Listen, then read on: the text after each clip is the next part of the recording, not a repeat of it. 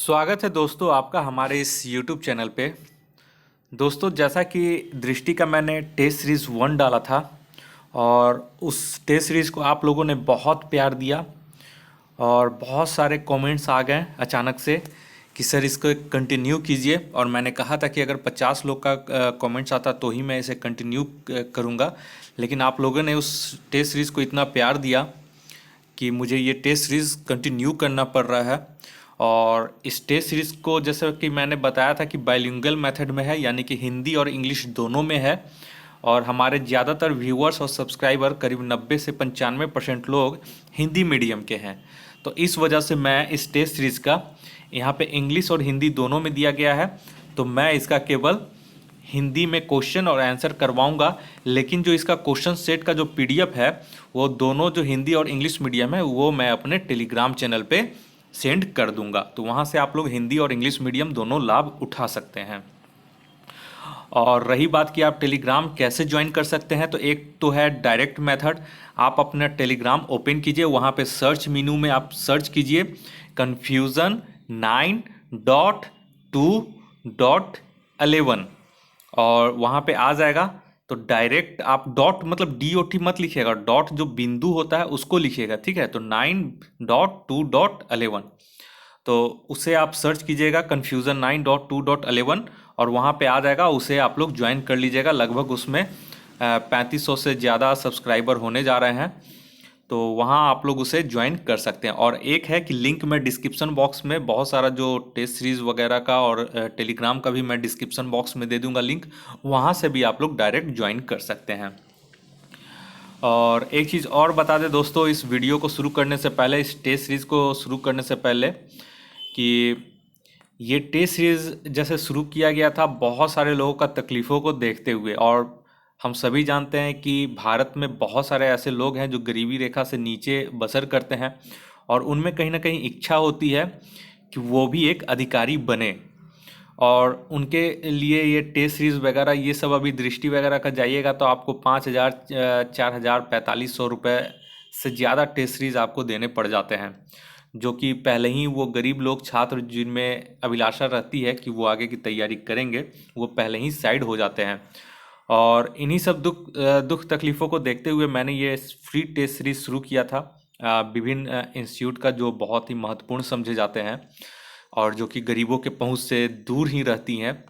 तो हम चाहते हैं कि हर कोई BPSC निकाले और जो बिहार दरोगा है वो भी इस वीडियो को देखें। और पूरा उम्मीद है कि वो लोग, आप लोग अगर जो दरोगा की तैयारी कर रहे हैं वो दरोगा बने और आगे भी बढ़ें, और जो BPSC निकालना चाहते हैं वो भी BPSC निकालें।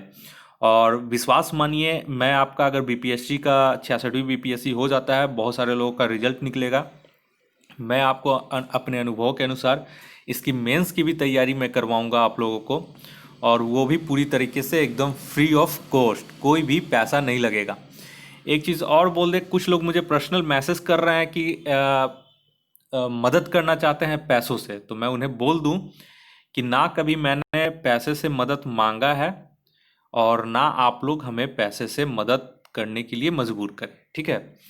तो आप लोग हमें कोई भी पैसे से मदद मत कीजिए और ना ही उस तरह का कोई भी हमें व्हाट्सअप या फिर हमें ईमेल कीजिए, ठीक है।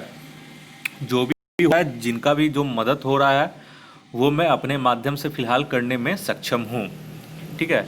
तो आप लोग इस तरह का मैसेज ना करें कि सर मैं आपका पैसे से मदद करना चाहता हूँ ताकि और भी लोग को लाभ मिल सके। तो उतना फ़िलहाल जितने लोग मेरे से साथ जुड़े हुए हैं मैं उनकी मदद कर रहा हूँ, और आप लोगों को ऐसा कोई भी मदद करने की ज़रूरत नहीं है। और अगर मेरे नाम पे ऐसा कोई कुछ करते हैं तो कृपया आप उनसे दूर रहें, क्योंकि जो भी मेरा होता है वो ऑफिशियल मेरे यूट्यूब चैनल पे होता है, वहाँ से आप लोग को पता चल जाता होगा, ठीक है। तो चलिए, और एक चीज़ और बोलते हैं कि अगर आप अधिकारी बनते हैं तो कृपया करके, दरोगा बनते हैं, अधिकारी बनते हैं, कुछ भी बनते हैं सरकारी अधिकारी, तो कृपया करके आप अपने हृदय में दयालुता, कृतज्ञता और शालीनता का भाव हमेशा रखें और किसी भी गरीब लोगों पे अत्याचार कभी भी न करें। क्योंकि कुछ दिन पहले मैंने एक वीडियो देखा था जिसमें अतिक्रमण हटाने के दौरान एक बच्ची के किताबों को भी तहस नहस कर दिया गया था, और उस बच्ची को रोते हुए देखते हुए मेरा भी दिल बहुत ही क्रोधित हो गया था कि काश ऐसे अधिकारियों को, मतलब बद्दुआ लगती है ऐसे अधिकारियों को, ठीक है। तो आप लोग कोशिश कीजिएगा कि कभी भी ऐसा कार्य ना करें एक अधिकारी बनने के बाद। दबाव बहुत रहता है, लेकिन फिर भी किसी के साथ गलत मत कीजिएगा। तो चलिए शुरू करते हैं ये टेस्ट सीरीज, और टेस्ट सीरीज नंबर ये है दृष्टि का दूसरा टेस्ट सीरीज। चलिए, पहला क्वेश्चन बोल रहा है कि निम्नलिखित में से किस प्राचीन शासक ने एक राट की उपाधि धारण की थी। तो पहला का सही आंसर हो जाएगा ऑप्शन नंबर सी, महापद्मनंद ने। तो देखिए, महापद्मनंद का जीवन काल था 344 से लेके 321 बीसी तक, और ये एक पावरफुल रूलर थे नंद डायनेस्टी के। और ये एक राट की जो उपाधि धारण किए थे, ये क्षत्रिय डायनेस्टी जो कि नॉर्थ इंडिया में थे उस पे विजय पाने के बाद ये एक राट की उपाधि धारण किए थे। और इन्होंने ही, महापद्मानंद ने ही नंद डायनेस्टी की स्थापना की थी। और किसकी हत्या करके? तो शिशुनाग वंश के अंतिम शासक महानंदी, जिसको नंदी वर्धन भी बोलते हैं, उसकी हत्या करके इन्होंने नंद वंश की स्थापना की थी। दूसरा नंबर आइए, दूसरा बोल रहा है कि विक्रमशिला विश्वविद्यालय की स्थापना किसके द्वारा की गई थी। तो दूसरा का बहुत लोग को पता होगा, इसका सही आंसर हो जाएगा ऑप्शन नंबर डी, धर्मपाल। ठीक है, और ये विक्रमशिला कहाँ है? तो ये है अंतिचक विलेज में, भागलपुर के डिस्ट्रिक्ट के पास। ठीक है, और ये पाल वंश के ये शासक थे, धर्मपाल। नेक्स्ट आइए तीसरा नंबर। तीसरा आपका बोल रहा है कि प्राचीन भारत की प्रसिद्ध रचना मृच्छकटिकम किसके द्वारा रचित है। ठीक है, तो इसका जो सही आंसर हो जाएगा ऑप्शन बी, शूद्रक। ये बहुत लोग को पता भी होगा, और इसका मतलब होता है मृच्छकटिकम का, इसका मतलब होता है द क्ले कार्ट। ठीक है, चौथा नंबर आइए। चौथा बोला कि मीनाक्षी सुंदरेश्वर मंदिर का निर्माण करवाया था। तो चौथा का सही आंसर हो जाएगा ऑप्शन डी, पांड्यों ने। और इसको, ये जो है मदुरई में है। ठीक है, और इसे बनाया गया था पंदियन किंग कोलेस्करा के द्वारा। नेक्स्ट आइए पांचवा नंबर में। पांचवा बोल रहा है कि निम्नलिखित में से किसने भारतीय उपमहाद्वीप पर सबसे पहले आक्रमण किया था। तो पांचवा का सही हो जाएगा ऑप्शन बी, यूनानी ने। इसे आप लोग याद रखिएगा। नेक्स्ट आइए छठा नंबर क्वेश्चन में। छठा बोल रहा है कि हड़प्पाकालीन स्थल मोहनजोदड़ो किस नदी के निकट स्थित है। तो छठा का सही हो जाएगा ऑप्शन सी, सिंधु नदी के किनारे आपका यहाँ पे मोहनजोदड़ो जो है वो स्थित है। ठीक है, सिंधु को इंडस रिवर भी कहा जाता है। नेक्स्ट आइए सातवां नंबर। सातवां बोल रहा है कि अग्नि के सर्वप्रथम उपयोग के प्रमाण प्राप्त हुए हैं। तो सातवां का सही आंसर हो जाएगा आपका ऑप्शन सी, नवपाषाण युग में। इसको इंग्लिश में बोलते हैं नियोलिथिक पीरियड। ठीक है, तो जो नवपाषाण को नहीं समझ रहे होंगे हिंदी में, वो इंग्लिश में याद कर लीजिएगा, नियोलिथिक पीरियड। नेक्स्ट आइए आठवां नंबर में। आठवां बोल रहा है कि सिकंदर ने भारत पर आक्रमण किया। तो आठवां का जो आपका सही आंसर हो जाएगा ऑप्शन बी, 326 ईसा पूर्व। और Alexander the Great, also known as Alexander third और Alexander of Macedonia, was born in 356 BC in Pella, Macedonia में इनका जन्म हुआ था। ठीक है, तो सिकंदर को अलेक्जेंडर भी द ग्रेट भी बोला जाता है, यानी कि सिकंदर महान। और इसको ऑल्सो नॉन एज कभी कभी अलेक्जेंडर थर्ड लिखा रहता है, तो आप लोग कंफ्यूज मत कीजिएगा। ठीक है, 9 नंबर आइए। 9 बोल रहा है, मैं देखिए हिंदी और इंग्लिश दोनों में थोड़ा एक्सप्लेन कर दे रहा हूँ, ताकि कभी इंग्लिश वर्ड और हिंदी वर्ड में आप लोग दोनों सही तरीके से पहचान सकें। इस वजह से मैं दोनों को ध्यान में रख के इसका सोल्यूशन बता रहा हूँ। 9 नंबर देखिए, मौर्य साम्राज्य के प्रांत अवंती पथ की राजधानी का नाम क्या था। तो ये बहुत ही इंपॉर्टेंट क्वेश्चन है, इसे आप लोग याद रखिएगा। ऑप्शन डी उज्जैन, बहुत लोग को याद भी ये होगा। ठीक है, नेक्स्ट आइए 10वां नंबर में। 10वां बोल रहा है कि निम्नलिखित में से किस व्यक्तित्व को तमिल साहित्य का जनक माना जाता है। तो 10वां का सही ऑप्शन हो जाएगा ए अगस्त्य।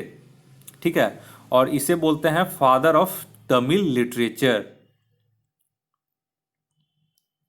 11 नंबर आइए। 11 में बोल रहा है कि प्राचीन संस्कृत ग्रंथों में उल्लिखित यवन प्रिया संदर्भित करता है।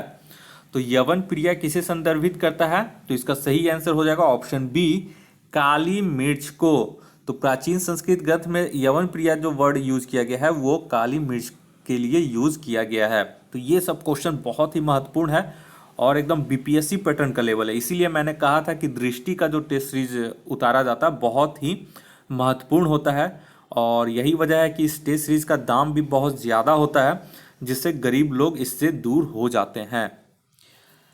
तो हमारे माध्यम से आप लोग कोई भी जो भी गरीब से गरीब भी होंगे उनके हाथ में बस मोबाइल होना चाहिए और आप लोग तैयारी कर सकते हैं। और ये विश्वास कीजिए, ये मैं लिखित रूप से दे सकता हूं कि अगर आप सिंसियर होकर तैयारी करते हैं तो आपका 100% बीपीएससी निकलेगा दोस्तों। 12 नंबर में आइए। 12 बोल रहा है कि निम्नलिखित में से किसने विजयनगर साम्राज्य की स्थापना की। तो 12 का सही हो जाएगा ऑप्शन ए हरिहर और बुक्का। ये तो वन लाइनर है आपका। नेक्स्ट आइए 13 नंबर। 13 नंबर बोल रहा है कि मत विलास प्रहसन, ये भी एक तरह से इंपॉर्टेंट क्वेश्चन है। ठीक है, तो 13 नंबर बोल रहा है कि मत विलास प्रहसन एक लघु एकांकी संस्कृत नाटक है जिसे लिखा गया है। तो ये किसके द्वारा लिखा गया है? तो इसका सही हो जाएगा ऑप्शन सी महेंद्र वर्मन के द्वारा। और ये कौन थे? ये पल्लव किंग थे। तो महेंद्र वर्मन का भी दे देगा या फिर महेंद्र वर्मन प्रथम दे देगा, तो इसे आप लोग याद रखिएगा। नेक्स्ट आइए 14 नंबर में। 14 आपका बोल रहा है कि प्रशासनिक प्रणाली मनसबदारी मुगल साम्राज्य में किसके द्वारा शुरू की गई थी। तो 14 का सही आंसर जो हो जाएगा वो आपका हो जाएगा ऑप्शन सी अकबर के द्वारा। ठीक है, और ये कब किया गया था? तो 1571 ईस्वी में। नेक्स्ट आइए 15 नंबर। 15 बोल रहा है कि दिल्ली के किस सुल्तान ने दीवान ए मुस्तखराज विभाग की स्थापना की। तो ये 15 का जो सही आंसर हो जाएगा ऑप्शन सी अलाउद्दीन खिलजी।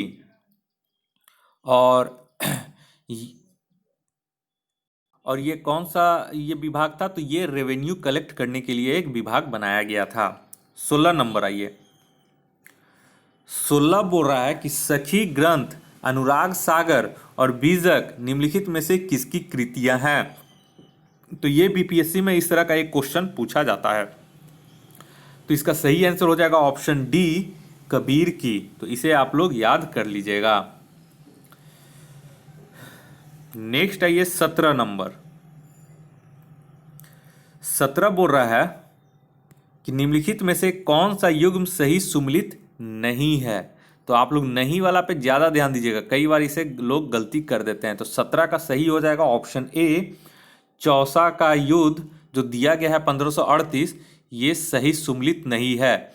जबकि द बैटल ऑफ चौसा हुआ था आपका 26 जून 1539 को। ठीक है, तो ये आप लोग याद रखिएगा। नेक्स्ट आइए 18 नंबर। 18 बोल रहा है कि संविधान के किस संशोधन अधिनियम के द्वारा दल बदल विरोधी कानून पारित किया गया था। तो ये आपको बहुत लोग को पता होगा। 18 का सी 52वां संविधान संशोधन अधिनियम के द्वारा, और ये हुआ था 1985 ईस्वी में। ठीक है, नेक्स्ट आइए 19 नंबर। 19 बोल रहा है कि निम्नलिखित में से किसके पास किसी राज्य में विधान परिषद के उत्साधन या सृजन की शक्ति है। तो 19 का जो सही आंसर हो जाएगा आपका यहाँ पे आप देख सकते हैं 19 का सही हो जाएगा ऑप्शन बी संसद के पास। ठीक है, हालांकि प्रस्ताव जो पारित किया जाता है वो विधान आपका परिषद के द्वारा प्रस्ताव पारित किया जाता है, लेकिन अंतिम रूप से उस साधन या सृजन की शक्ति संसद के पास ही होती है। 20 नंबर आइए। 20 बोला जा रहा है कि निम्नलिखित में से कौन संविधान प्रारूप समिति के सदस्य नहीं थे। तो इस तरह से भी एक क्वेश्चन रहता है जो कि इंपॉर्टेंट रहता है। ये 20 का हो जाएगा option D, doctor Rajendra Prasad. Next आइए 21 नंबर में। 21 बोल रहा है कि भारत के नियंत्रक महालेखा परीक्षक, जिसको कैग बोलते हैं, controller and auditor general of India, तो कैग के संदर्भ में निम्नलिखित कथनों में से कौन से सही नहीं है। तो 21 का आपका सही आंसर हो जाएगा ऑप्शन ई। ठीक है, इसका ऑप्शन ई सही हो जाएगा। क्यों? क्योंकि देखिए, पहला इसमें बोल रहा है कि कैग के पद का उल्लेख संविधान के भाग 6 में किया गया है। ठीक है, तो यहाँ पे बोल रहा है कौन सा सही नहीं है। तो कैग का जो उल्लेख किया गया है वो चैप्टर 5 में किया गया है, अंडर पार्ट 5 में। ठीक है, नेक्स्ट है कैग का जो मेंशन किया गया है वो आर्टिकल 148 से लेके 151 के बीच में किया गया है। और द कैग को जो अपॉइंट करता है वो प्रेसिडेंट करते हैं, यानी कि प्रेसिडेंट ऑफ इंडिया इसे अपॉइंट करते हैं। और इसका जो ऑफिस पीरियड होता है वो 6 इयर्स होता है और up to the age of 65 साल, दोनों में से विच एवर इज अर्लियर, यानी या तो 6 साल या 65 साल, दोनों में से जो भी पहले हो। ठीक है, तो और he is the guardian of the public pursue and controls the entire financial system of the country at both levels, the centre and state. ठीक है, तो इस वजह से आप लोग इसे याद रखिएगा कैग का।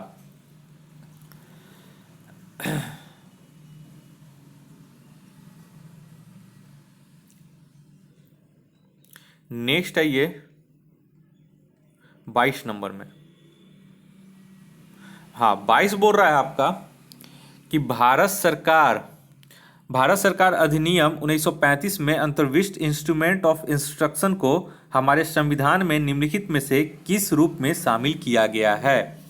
तो 22 का आपका सही आंसर हो जाएगा ऑप्शन सी, राज्य के नीति निर्देशक तत्व में।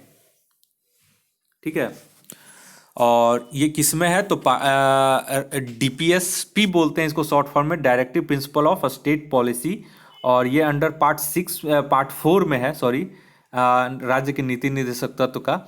और कॉन्स्टिट्यूशन में आर्टिकल है इसका, आर्टिकल 36 से 51 के बीच में इसका आर्टिकल मेंशन है।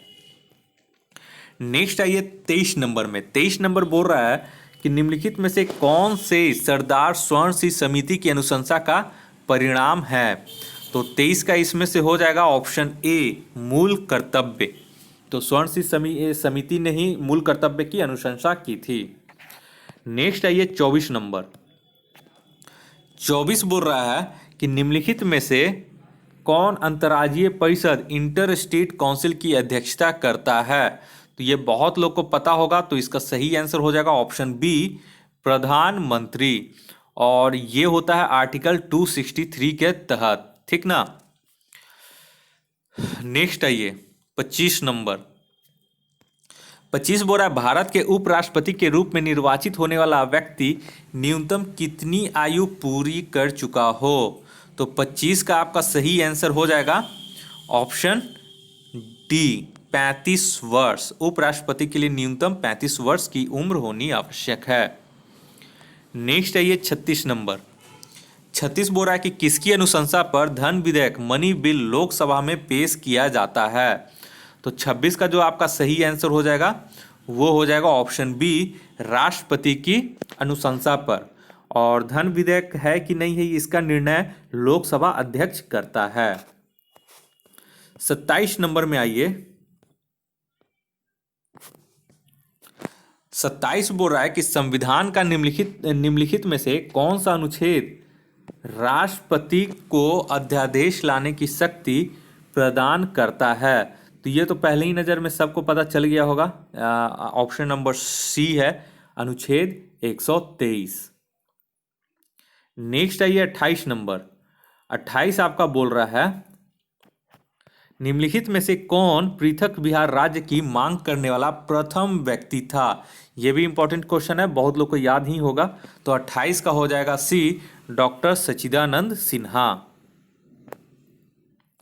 नेक्स्ट आइए, और एक चीज और है इसमें कि ये जो डिमांड किया गया था, सर्वप्रथम मांग जो की थी वो 1889 में यानी कि 1889 में इन्होंने मांग की थी। और एक जनरल निकाला गया था उस समय, बिहार टाइम्स 1894 में, जो ये डिमांड करता था कि बिहार प्रोविंस को मतलब पृथक किया जाए।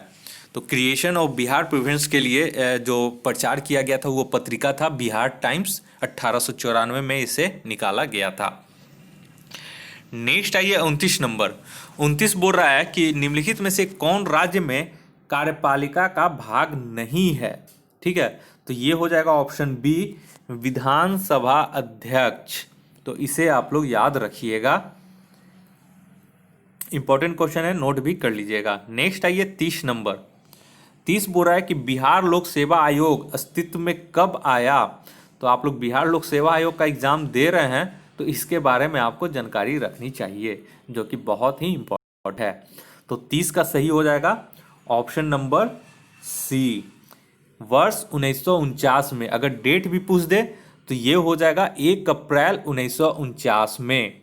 तो देखिए, the Bihar public service commission यानी कि BPSC is a body created by the constitution of India under article 315 यानी 315 के तहत इसका निर्माण किया गया है। ठीक है, तो ये चीज आपका बहुत इंपॉर्टेंट है, जिसे आप लोग को याद रखना चाहिए। नेक्स्ट आइए 31 नंबर। 31 बोल रहा है कि बिहार में कितने जिले हैं? तो ये तो बहुत लोग को पता होगा जो भी तैयारी करते होंगे। तो यहाँ पे 38 है, तो ई ऑप्शन हो जाएगा, क्योंकि इसमें 38 जिले हैं, तो इसमें कोई भी नहीं दिया गया है। और कितने डिवीजन होगा? तो डिवीजन आपका 9 डिवीजन हो जाएगा। सब डिवीजन पूछेगा तो 101 हो जाएगा, और अगर ब्लॉक्स पूछेगा बिहार में तो 534 ब्लॉक हो जाएगा। 32 नंबर आइए। 32 बोल रहा है आपका कि निम्नलिखित उपकरणों में से कौन सा वातावरण में सापेक्ष आर्द्रता यानी कि रिलेटिव ह्यूमिडिटी की माप करता है? तो 32 का आपका हो जाएगा इसमें से साइक्रोमीटर। ठीक है, तो 32 का आपका बी यहां पे सही आंसर हो जाएगा। नेक्स्ट आइए 33 नंबर में। 33 बोल रहा है हमारा कि घर्षण यानी कि फ्रिक्शन के संबंध में निम्नलिखित में से कौन सा कथन सही है? ठीक है, तो यहां पे देख लीजिए, ऑप्शन इसका ई हो जाएगा। क्यों? क्योंकि friction is a force between two surface that are sliding और trying to slide across each other. मतलब घर्षण क्या होता है? कब उत्पन्न होता है? जब किन्हीं दो सरफेस के बीच में घर्षण हो, मतलब स्लाइड करे, एक दूसरे की ओर मूव करे, तभी वो घर्षण उत्पन्न होता है। और friction always works in the direction opposite to the direction in which the object is moving और ट्राई टू मूव। मतलब घर्षण जिस वस्तु की जो दिशा होती है, हमेशा उसके विपरीत दिशा में, गति की जो दिशा होती है उसके हमेशा विपरीत दिशा में कार्य करता है। तो कौन सा कथन सही है? तो इसमें से एक से अधिक होगा। देखिए, बी और सी तो हो जाएगा, इस वजह से ये एक से अधिक हो जाएगा। यह ऊष्मा उत्पन्न नहीं करता है, तो ये तो ऊष्मा उत्पन्न आपका करता है। नेक्स्ट आइए 34 नंबर। 34 बोल रहा है कि निम्नलिखित में कौन सा युग्म सही सुमेलित नहीं है? तो 34 का आपका सही हो जाएगा ऑप्शन डी, सही सुमेलित नहीं है। तो यहां पे देखिए, पदार्थ की मात्रा पूछ रहा है। ठीक है, तो पदार्थ की मात्रा आपका, हाँ, पदार्थ की मात्रा आपका मोल हो जाएगा। ठीक है, किलोग्राम तो आप लोग द्रव्यमान का जानते हैं। तो पदार्थ की मात्रा यानी कि the amount of substance is measured in mole, इसलिए डी ऑप्शन जो है सही सुमेलित यहाँ पे नहीं है। 35 नंबर आइए। 35 आपका बोल रहा है कि निम्नलिखित में से कौन सा से पदार्थ अनुचुंबकीय गुणों को प्रदर्शित नहीं करता है? तो 35 के यहाँ पे बोल रहा है ऑप्शन कि प्रदर्शित नहीं करता, तो ये हो जाएगा ऑप्शन ई। क्यों? तो अनुचुंबकीय को बोलते हैं पैरामैग्नेटिज्म। और ये होता है paramagnetism is a form of magnetism whereby some material are weakly attracted by an externally applied magnetic field। और इसके साथ जो एग्जाम्पल आपका यहाँ पे दिया गया है और पूछ रहा है कि कौन सा प्रदर्शित नहीं करते हैं, तो यहाँ पे सीजियम, मैग्नीशियम, टंगस्टन, गोल्ड यानी कि सोना, ये सभी जो है वो पारामैग्नेटिक मटेरियल हैं। तो इस वजह से ये सारा कुछ ये गुण प्रदर्शित करते हैं, इस वजह से इसमें से उपयुक्त में से कोई नहीं हो जाएगा। नेक्स्ट है ये 36 नंबर। 36 बोरा की वर्षा की बूंदों के गोल आकार ग्रहण करने का क्या कारण है? तो ये सभी जानते हैं, ऑप्शन सी हो जाएगा पृष्ठीय तनाव यानी कि सरफेस टेंशन। नेक्स्ट है ये 37 नंबर में। 37 आपका बोल रहा है कि वर्ष 1921 में आइंस्टीन को भौतिकी का नोबेल पुरस्कार निम्नलिखित में से किस विषय के लिए दिया गया था? तो 37 का हो जाएगा ऑप्शन बी, प्रकाश विद्युत प्रभाव के नियम की खोज के लिए। और बहुत लोग सोचते हैं कि मास एनर्जी कन्वर्जन के लिए दिया गया था, सो कि सापेक्षता के सिद्धांत का दिया, तो ये आप गलत कर दीजिएगा। बहुत सारे लोग सापेक्षता का सिद्धांत मारते हैं जो कि सरासर गलत है। आइंस्टीन को जो 1921 में जो नोबेल प्राइज दिया गया था वो फोटो इलेक्ट्रिक इफेक्ट के खोज के लिए दिया गया था। तो आपका ऑप्शन बी इसका सही हो जाएगा। नेक्स्ट है ये 38 नंबर। 38 बोल रहा है कि निम्नलिखित में से किस प्रयोजन के लिए हाइड्रोजन का उपयोग नहीं किया जाता है? ठीक है, तो 38 का सही आंसर हो जाएगा ऑप्शन ई। यहाँ पे जितने भी दिए गए हैं इस सभी के लिए इसका प्रयोग किया जाता है, इसलिए ऑप्शन ई इसका सही हो जाएगा। नेक्स्ट है ये 39 नंबर में। किस तापमान पर जल का घनत्व अधिकतम होता है? तो 39 का सही हो जाएगा ऑप्शन सी, 4 डिग्री सेल्सियस पे इसका अधिकतम तापमान अधिकतम घनत्व होता है, यानी कि डेंसिटी अधिकतम इसका होता है। नेक्स्ट है ये 40 नंबर। 40 बोल रहा है निम्नलिखित में से कौन उत्कृष्ट गैस यानी कि नोबेल गैस नहीं है? तो 40 का सही हो जाएगा ऑप्शन ए, आर्सेनिक जो है वो नोबेल गैस नहीं है, जबकि ऑप्शन में दिए गए सभी नोबेल गैस हैं। तो नोबेल गैस को ही इनर्ट गैस बोलते हैं और ये जनरली नॉन रिएक्टिव होते हैं विथ अदर सब्सटेंस। और नोबेल गैस के या फिर इनर्ट गैस के जो उदाहरण है वो है helium, neon, organ, krypton, xenon, radon और ऑग्नेशियम। ठीक है, तो ये सब जो है ये नोबेल गैस या फिर इनर्ट गैस इन्हें कहा जाता है। नेक्स्ट है ये 41 नंबर। 41 में बोला जा रहा है कि फोटोग्राफी में इस्तेमाल होने वाला लवण है।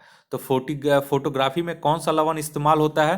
तो ये हो जाएगा ऑप्शन बी, सिल्वर ब्रोमाइड, जिसका रासायनिक फार्मूला होता है AgBr। ठीक है, नेक्स्ट आइए, और ये लाइट सेंसिटिव इन नेचर का होता है। ठीक है, सिल्वर ब्रोमाइड। 42 नंबर आइए। 42 बोला कि प्लास्टर ऑफ पेरिस निम्नलिखित में से बना होता है। तो 42 का सही हो जाएगा ऑप्शन सी, जिप्सम से। तो जिप्सम का आपका क्या हो जाएगा? तो जिप्सम का जो फार्मूला होता है वो कैल्शियम सल्फेट डाइहाइड्रेट होता है, यानी कि CaSO4 2H2O होता है। ठीक है, नेक्स्ट आइए 43 नंबर में। 43 बोल रहा है कि निम्नलिखित में से किस अम्ल को अम्लराज यानी कि किंग ऑफ एसिड्स के नाम से जाना जाता है? ये सब दोस्तों BPSC में पूछा हुआ है और आगे भी पूछ सकता है, और बिहार दरोगा के लिए भी ये सब महत्वपूर्ण क्वेश्चन है। तो 43 का सही आंसर हो जाएगा ऑप्शन सी, सल्फ्यूरिक अम्ल को किंग ऑफ एसिड्स कहा जाता है। ठीक है, और इसका रासायनिक फार्मूला होता है H2SO4, और इसको ऑल्सो बोलते हैं मैटलिंग एसिड, और वाइल ऑफ विट्रॉल भी इसके नाम से अन्य नाम से जाना जाता है। तो ये भी आप लोग याद रख लीजिएगा। नेक्स्ट आइए 44 नंबर में। 44 नंबर बोल रहा है कि नियत तापीय स्तनधारियों यानी कि वार्म ब्लडेड ममल्स में तापमान का विनियमन निम्नलिखित के कारण होता है। तो 44 का जो सही आंसर हो जाएगा आपका ऑप्शन नंबर सी हो जाएगा, संवहन, जिसे इंग्लिश में बोलते हैं कन्वेक्शन। 45 नंबर आइए। 45 बोल रहा है कि कुनैन दवा का उपयोग निम्नलिखित में से किस रोग के उपचार के लिए किया जाता है? तो 45 का सही आंसर हो जाएगा ऑप्शन बी, मलेरिया। और ये कुनैन कहाँ से प्राप्त किया जाता है? तो इसे सिनकोना ट्री से और उसके छाल से प्राप्त किया जाता है। नेक्स्ट आइए 46 नंबर। 46 बोल रहा है कि आधुनिक अनुवांशिकी मॉडर्न जेनेटिक्स का जनक किसे कहा जाता है? तो 46 का सही हो जाएगा option number C, Gregor John Mendel को। ठीक है, तो इसे आप लोग याद रखिएगा। नेक्स्ट आइए 47 नंबर में। 47 बोल रहा है कि मानव रक्त किस प्रक्रिया से शुद्ध होता है? तो 47 का सही हो जाएगा ऑप्शन ए, डायलिसिस। और dialysis performs the functions of kidneys if they have failed. मतलब अगर किडनी आपका फेल हो गया तो डायलिसिस का यूज किया जाता है। नेक्स्ट है ये 48 नंबर। 48 बोल रहा है कि इंसुलिन के स्राव के लिए मानव शरीर का कौन सा अंग उत्तरदायी है? तो 48 का सही हो जाएगा ऑप्शन सी, अग्नाशय, जिसे इंग्लिश में बोलते हैं पैंक्रियास। 49 नंबर आइए। 49 में बोल रहा है कि बीसीजी टीका द्वारा किस बीमारी का इलाज किया जाता है? तो 49 का सही हो जाएगा ऑप्शन नंबर डी, टीबी का। और अगर बीसीजी का फुल फॉर्म पूछ दे तो बीसीजी का फुल फॉर्म होता है बैसिलाई क्लैमेटी ग्यूरिन। ठीक है, तो इसे भी आप लोग याद रखिएगा। नेक्स्ट आइए 50 नंबर, अर्धशतक लगने वाला है। 50 का है इलेक्ट्रोएन्सेफेलोग्राम से किसके परीक्षण से संबंधित है? तो ये बहुत ही महत्वपूर्ण क्वेश्चन है। इसे शॉर्ट में बोलते हैं ईईजी, कहीं लिखा रहता है, कई बार इसका फुल फॉर्म पूछ दिया जाता है। तो इसे आप लोग याद रखिएगा, जिसका ऑप्शन बी हो जाएगा मस्तिष्क। और ईईजी का हमेशा फुल फॉर्म भी याद रखिएगा। नेक्स्ट आइए 51 नंबर। 51 आपका बोल रहा है कि निम्नलिखित में से किसकी माप क्रेस्कोग्राफ द्वारा की जाती है? तो ये बहुत लोग को पता होगा, इसका ऑप्शन सी हो जाएगा, पौधों की वृद्धि के लिए इसका यूज किया जाता है। और इसकी खोज किसने की थी? तो सर जगदीश चंद्र बोस ने, जो कि इंडियन बोटनिस्ट थे और बायोलॉजिस्ट भी थे, इसकी खोज की थी, यानी कि क्रेस्कोग्राफ की इन्होंने खोज की थी। नेक्स्ट आइए 52 नंबर में। 52 बोल रहा है कि किस राज्य केंद्र शासित प्रदेश ने प्यार का पौधा नामक अभियान शुरू किया है? तो देखिए यहाँ पे बिहार हो जाएगा, जो कि ऑप्शन में कोई नहीं दिया हुआ है, इसलिए ऑप्शन ई इसका हो जाएगा। The department of environment and forest of the Bihar state government has launched the Pyar ka Paudha, a plant of love drive under the Jal Jeevan Hariyali campaign with an aim to promote the planting of tree in the state in February 2020। ठीक है। Next आइए 53 में। 53 बोल रहा है कि प्रसिद्ध व्यक्तित्व कमल बहादुर सिंह का जनवरी 2020 में निधन हो गया, वह थे। तो 53 में वह कौन थे? तो 53 का सही आंसर हो जाएगा ऑप्शन बी, वह एक राजनीतिज्ञ थे, former member of parliament of the country, first Lok Sabha constituted in 1952 and the last Maharaja of erstwhile Dumraon Raj के वो राजा भी, महाराजा भी, अंतिम महाराजा भी वो थे। और वो उनकी मृत्यु कहाँ हुई? तो उनकी मृत्यु 94 साल के एज में बक्सर डिस्ट्रिक्ट में हुआ था, जो कि बिहार के जिले में है। ठीक है। नेक्स्ट आइए 53 हो गया। 54 में आइए। 54 बोल रहा है कि बिहार सरकार किस वर्ष तक राज्य के शेष घरों में नल कनेक्शन प्रदान करने की योजना बना रही है? तो 54 का आपका सही हो जाएगा ऑप्शन ए, वर्ष 2020-21 के बीच। और इसके लिए कितना एलोकेशन किया है रुपए का? तो 1832.66 करोड़ रुपए का इसको एलोकेशन किया गया है। नेक्स्ट आइए 55 नंबर में। 55 बोल रहा है कि बिहार के निम्नलिखित में से किस स्थान पर राष्ट्रीय इलेक्ट्रॉनिक्स और सूचना प्रौद्योगिकी संस्थान NIELIT नामक कौशल केंद्र की आधारशिला रखी गई है। तो 55 का सही हो जाएगा ऑप्शन डी, मुजफ्फरपुर। और NIELIT का होता है आप लोग का national institute of electronics and information technology, और इसका अगस्त 2020 में आधारशिला रखी गई है। नेक्स्ट है ये 56 नंबर। 56 आपका बोल रहा है कि निम्नलिखित में से कौन सा चक्रवात अपने प्रभावित देश के साथ सही सुमेलित नहीं है। तो 56 का सही हो जाएगा ऑप्शन ई। तो देखिए सबसे पहले हरिकेन जो है, यहाँ पे तो हरिकेन नहीं दिया हुआ है, यानी कि लौरा दिया हुआ है, ठीक है। तो एक तरह का ये हरिकेन लौरा ही है। तो अगर लौरा ना हरिकेन दे या फिर लौरा दे तो आप लोग इसे वही समझिएगा।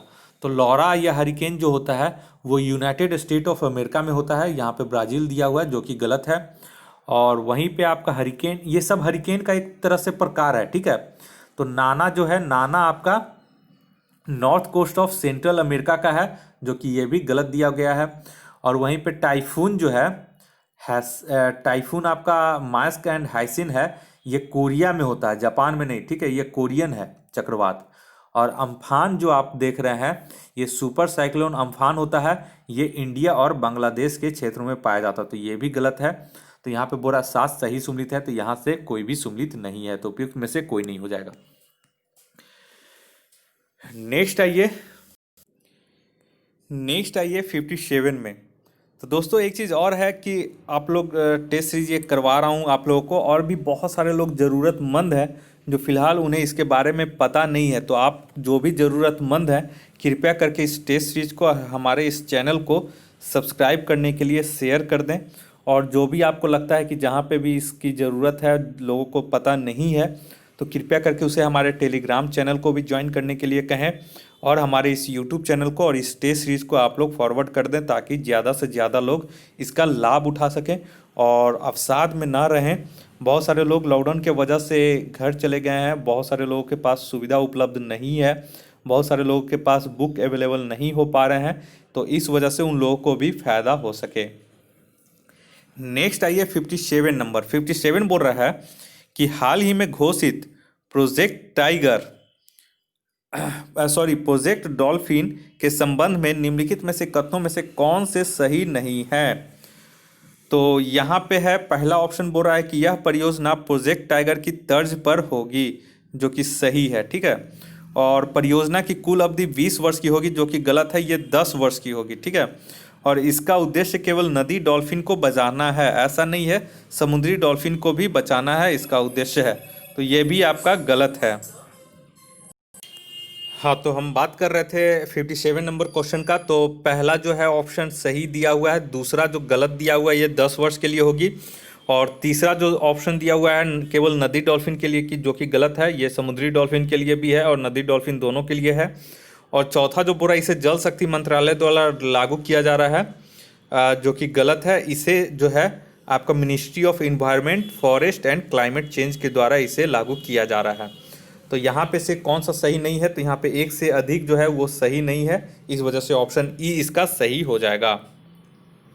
नेक्स्ट आइए 58 नंबर में, ठीक है। 58 आपका बोल रहा है कि निम्नलिखित में से कौन वैश्विक नवाचार सूचकांक प्रकाशित करता है। तो 58 का जो सही हो जाएगा आपका ऑप्शन डी हो जाएगा, विश्व बौद्धिक संपदा संगठन और कार्नेल विश्वविद्यालय और इंसीड के द्वारा इसे, मतलब संयुक्त रूप से इसे प्रकाशित किया जाता है, ठीक है। और इसको इंग्लिश में बोलते हैं वीपो, WIPO, मतलब कि वर्ल्ड इंटेलेक्चुअल प्रॉपर्टी ऑर्गेनाइजेशन, ठीक है। नेक्स्ट आइए, और इसका एक चीज़ और है 58 का, आप लोग ध्यान रखिएगा कि द ग्लोबल इनोवेशन इंडेक्स 2020 में इंडिया का 48 रैंक आया है, 48 रैंक आया है, और 2019 में इसका 52 रैंक था, ठीक है। नेक्स्ट आइए, और इसमें कितने इसमें 80 इंडिकेटर्स होते हैं, ठीक है। नेक्स्ट आइए 59 में।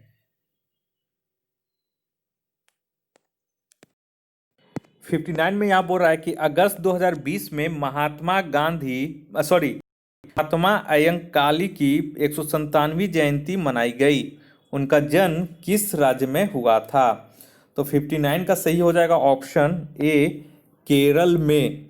तो इनका जो बर्थ एनिवर्सरी है, जन्म जो मनाया गया था, वो आपका अगर डेट के साथ देगा तो 28 अगस्त 2020 को मनाया गया था।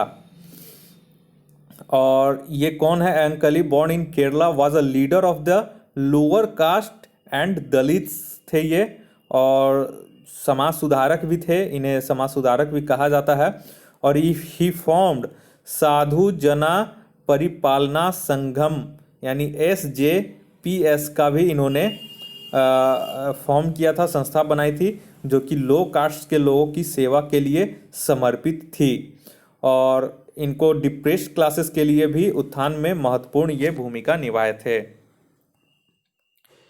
नेक्स्ट आइए 60वां नंबर में 60 बोल रहा है कि निम्नलिखित में से कौन सा देश कोरल ट्रायंगल इनिशिएटिव का भागीदार नहीं है? तो 60 का भी इंपॉर्टेंट क्वेश्चन है, इसका सही हो जाएगा ऑप्शन बी, थाईलैंड।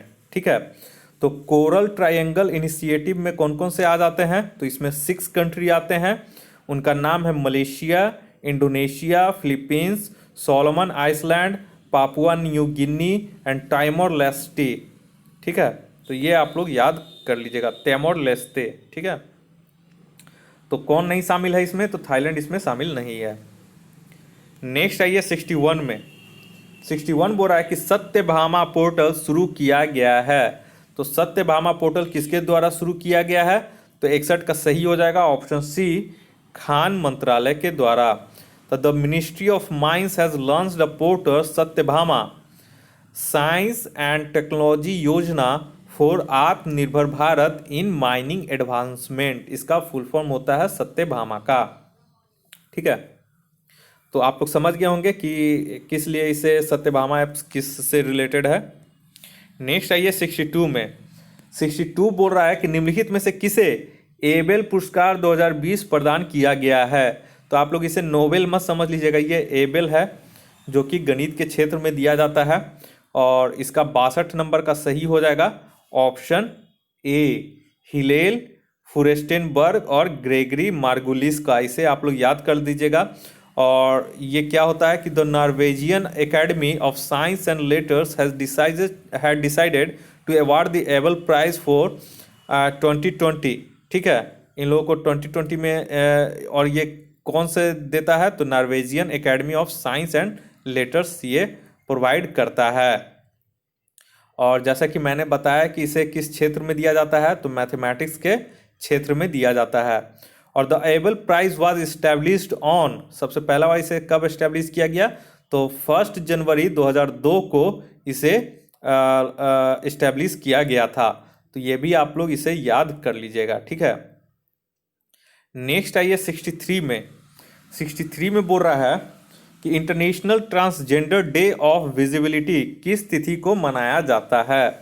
तो 63 का सही हो जाएगा ऑप्शन सी, 31 मार्च को। ठीक है, तो इसे आप लोग याद रखिएगा। और the first international transgender day of visibility was held on 31 मार्च 2009 को। यानी कि अगर पहला बार कब मनाया गया था? तो 31 मार्च 2009 को मनाया गया था। और ये किससे रिलेटेड है जनरली? तो ये जो है आपका, ये जनरली जो LGBT के हैं, मतलब जो थर्ड जेंडर के लोग होते हैं, इसका जो शुरुआत ही किए थे वो थर्ड जेंडर के थे, यानी LGBT थे। और वो थे आपका रसेल क्रैंडल ऑफ मिशिगन के थे। 2009 में इन्हें ये शुरुआत किए थे। ठीक है, नेक्स्ट आइए 64 नंबर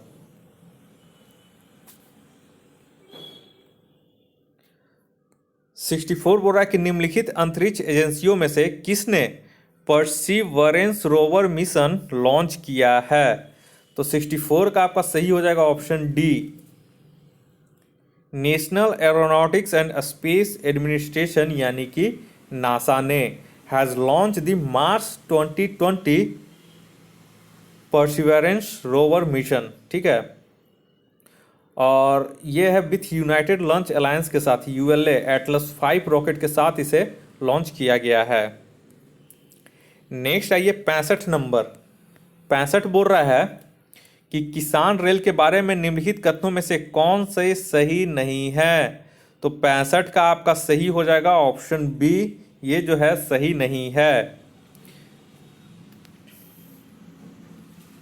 यहाँ पे बोल रहा है कि स्पेशल पार्सल ट्रेनें शुरू करने की योजना बजट 2019-20 में प्रस्तुत की गई थी, जबकि ये 2020-21 में प्रस्तुत की गई है। और पूछेगा कि अगर फर्स्ट किसान रेल कहाँ से कहाँ चली थी, तो ये फर्स्ट किसान रेल आपका चली थी देवलाली यानी कि महाराष्ट्र से दानापुर यानी कि बिहार तक, ठीक है। तो ये आपका पहला वाला याद रखिएगा कि कहाँ से कहाँ चली थी। नेक्स्ट आइए 66 नंबर में। 66 बोल रहा है कि निम्नलिखित में से किस देश में हाल ही में पर्यावरणीय आपातकाल की स्थिति की घोषणा की गई। तो ये 66 का भी हाल ही का घटनाक्रम है, तो आप लोग सबको याद होगा, ये ऑप्शन सी हो जाएगा, मॉरिशस में, ठीक है। नेक्स्ट आइए 67 बोल रहा है आपका कि व्यक्तियों और उनके पेशों के निम्नलिखित युगों में से कौन सा सही सुमिलित है। तो 67 का सही हो जाएगा ऑप्शन ई। तो देखिए इब्राहिम अलकज़ाई, यहाँ पे इब्राहिम अलकज़ाई जो है ये एक थिएटर करने वाले हैं। तो ये यहाँ पे लीजेंडरी टीचर भी हैं, तो यहाँ पे कलाकार भी दिया गया है, तो इस वजह से ये सही हो जाएगा, ठीक है। और उसके बाद आपका आता है विलियम किर्क इंग्लिश, ये जो he was an American computer engineer, तो ये भी आपका सही है, ठीक है। और उसके बाद है मनीतोम्बी सिंह, तो मनीतोम्बी सिंह है he was a former Indian defender and Mohan बगान कैप्टन, यानी कि ये फुटबॉल से संबंधित है, तो ये फुटबॉलर भी सही है। और लास्ट है John Hume, he was the prominent Northern Ireland politician and former Nobel peace prize winner भी हैं, तो ये एक राजनीतिज्ञ है, तो ये भी इसका सही है। यानी कि इनमें से सभी युग्म सही है, इसलिए उपयुक्त में से एक से अधिक हो जाएगा।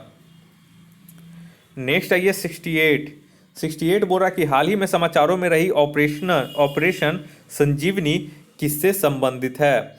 तो 68 का आपका सही हो जाएगा ऑप्शन बी, कोविड-19 से लड़ने के लिए मालदीव को चिकित्सीय सुविधा प्रदान करने से, जो कि भारत ने उसे प्रदान किया था। नेक्स्ट आइए, और इसमें क्या दिया गया था, तो 6.2 tons of essential medicine provide करवाया गया था आपको मालदीव को, ठीक है। और the medicines were delivered by a Hercules C-130J-30 aircraft के द्वारा इंडियन एयरफोर्स के द्वारा उसे भेजा गया था। नेक्स्ट आइए 69 बोल रहा है कि निम्नलिखित में से किस स्थान पर भारत का पहला केंद्रीय पुलिस विश्वविद्यालय स्थापित किया जाएगा। तो 69 भी बहुत हाल ही में चर्चा में रहा था, तो इसका सही आंसर हो जाएगा ऑप्शन ए, ग्रेटर नोएडा, जो कि उत्तर प्रदेश में है, यमुना एक्सप्रेसवे के पास। नेक्स्ट आइए 70 नंबर। 70 बोल रहा है कि हाल ही में समाचारों में रहे प्रज्ञता दिशा निर्देश किससे संबंधित है। तो 70 का सही हो जाएगा ऑप्शन डी, डिजिटल शिक्षा से। और इसे कौन रिलीज किया है, तो union human resource and development ministry ने इसको रिलीज किया है, ठीक है। तो इसे आप लोग याद रखिएगा। 71 नंबर आइए। 71 बोल रहा है कि मोहिदीन बिन हाजी मोहम्मद यासीन को हाल ही में किस देश के प्रधानमंत्री के रूप में नियुक्त किया गया है। तो इसे ऑप्शन सी हो जाएगा, मलेशिया के प्रधानमंत्री के रूप में इसे नियुक्त किया गया है, और ये मलेशिया के 8वें प्रधानमंत्री बने हैं। 72 नंबर आइए। 72 बोल रहा है आपका, 72 नंबर बोल रहा है कि निम्नलिखित में से किसने हंगरी, ठीक है, हंगरी ग्रैंड प्री 2020 जीता है। तो हंगरी ग्रैंड प्री 2020 कौन जीते हैं, तो ये एक तरह का कार फार्मूला रेस है जिसमें कारों की रेस होती है, तो ये हो जाएगा ऑप्शन बी, लुइस हैमिल्टन, ठीक है। तो इसे आप लोग याद रखिएगा। नेक्स्ट आइए 73 नंबर में। 73 है 2020 का कॉमनवेल्थ शॉर्ट स्टोरी पुरस्कार कृतिका पांडे ने जीता, वे किस राज्य से संबंधित हैं? तो 73 का सही हो जाएगा ऑप्शन नंबर डी, झारखंड से। और ये जो है ये 29 साल की हैं और हर शॉर्ट स्टोरी है the great Indian T and snacks. तो इनका कौन सा शॉर्ट स्टोरी के लिए दिया गया है? तो the great Indian T and snacks के लिए इन्हें ये पुरस्कार दिया गया है। ठीक है, नेक्स्ट आइए 74 नंबर। 74 बोल रहा है कि वर्ष 2020 के लिए कुल कितने खेल हस्तियों को राजीव गांधी खेल रत्न पुरस्कार दिया गया है? तो ये मैंने टेस्ट नंबर 1 में भी इसका करवाया गया था, तो आप लोग वहाँ से भी इस सब का मैंने नाम बता दिया था। तो इसमें टोटल ऑप्शन यहाँ पे सी हो जाएगा, 5 लोगों को दिया गया है। तो 29 अगस्त को दिया गया था, ठीक है, 29 अगस्त 2020 को दिया गया था। और किन किन लोगों को दिया गया है? और ये फर्स्ट टाइम है कि 5 लोगों को राजीव गांधी खेल रत्न पुरस्कार दिया गया है। तो देख लीजिए, बता देते हैं, याद कर लीजिए, इसमें से कोई ना कोई रहेगा क्वेश्चन, चाहे वो बिहार दरोगा का पीटी हो, चाहे वो बीपीएससी का मेंस हो, चाहे वो कोई भी अन्य एग्जाम हो, ये इसमें से एक क्वेश्चन देगा जिसका कि मैं पूरा डिटेल एक्सप्लेनेशन आपको बता देता हूँ। तो ये 29 अगस्त 2020 को दिया गया था राजीव गांधी खेल रत्न पुरस्कार। और फर्स्ट टाइम है, पहली बार ऐसा है कि एक साथ 5 लोगों को इस वर्ष दिया गया है। किन किन लोगों को दिया है? तो पहला मानिका बत्रा जो कि टेबल टेनिस से संबंधित है, दूसरा विनेश फोगाट जो कि रेसलिंग है, तीसरा मरियप्पम थंगरवेल्लू जो कि पारा एथलेटिक्स हैं, चौथा रोहित शर्मा जो कि क्रिकेट से संबंधित है, और पांचवा रानी रामपाल जो कि हॉकी से संबंधित हैं। तो इसे आप लोग याद कर लीजिएगा।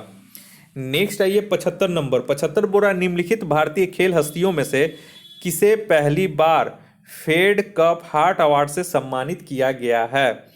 तो 75 का सही आंसर हो जाएगा आपका ऑप्शन बी, सानिया मिर्जा को।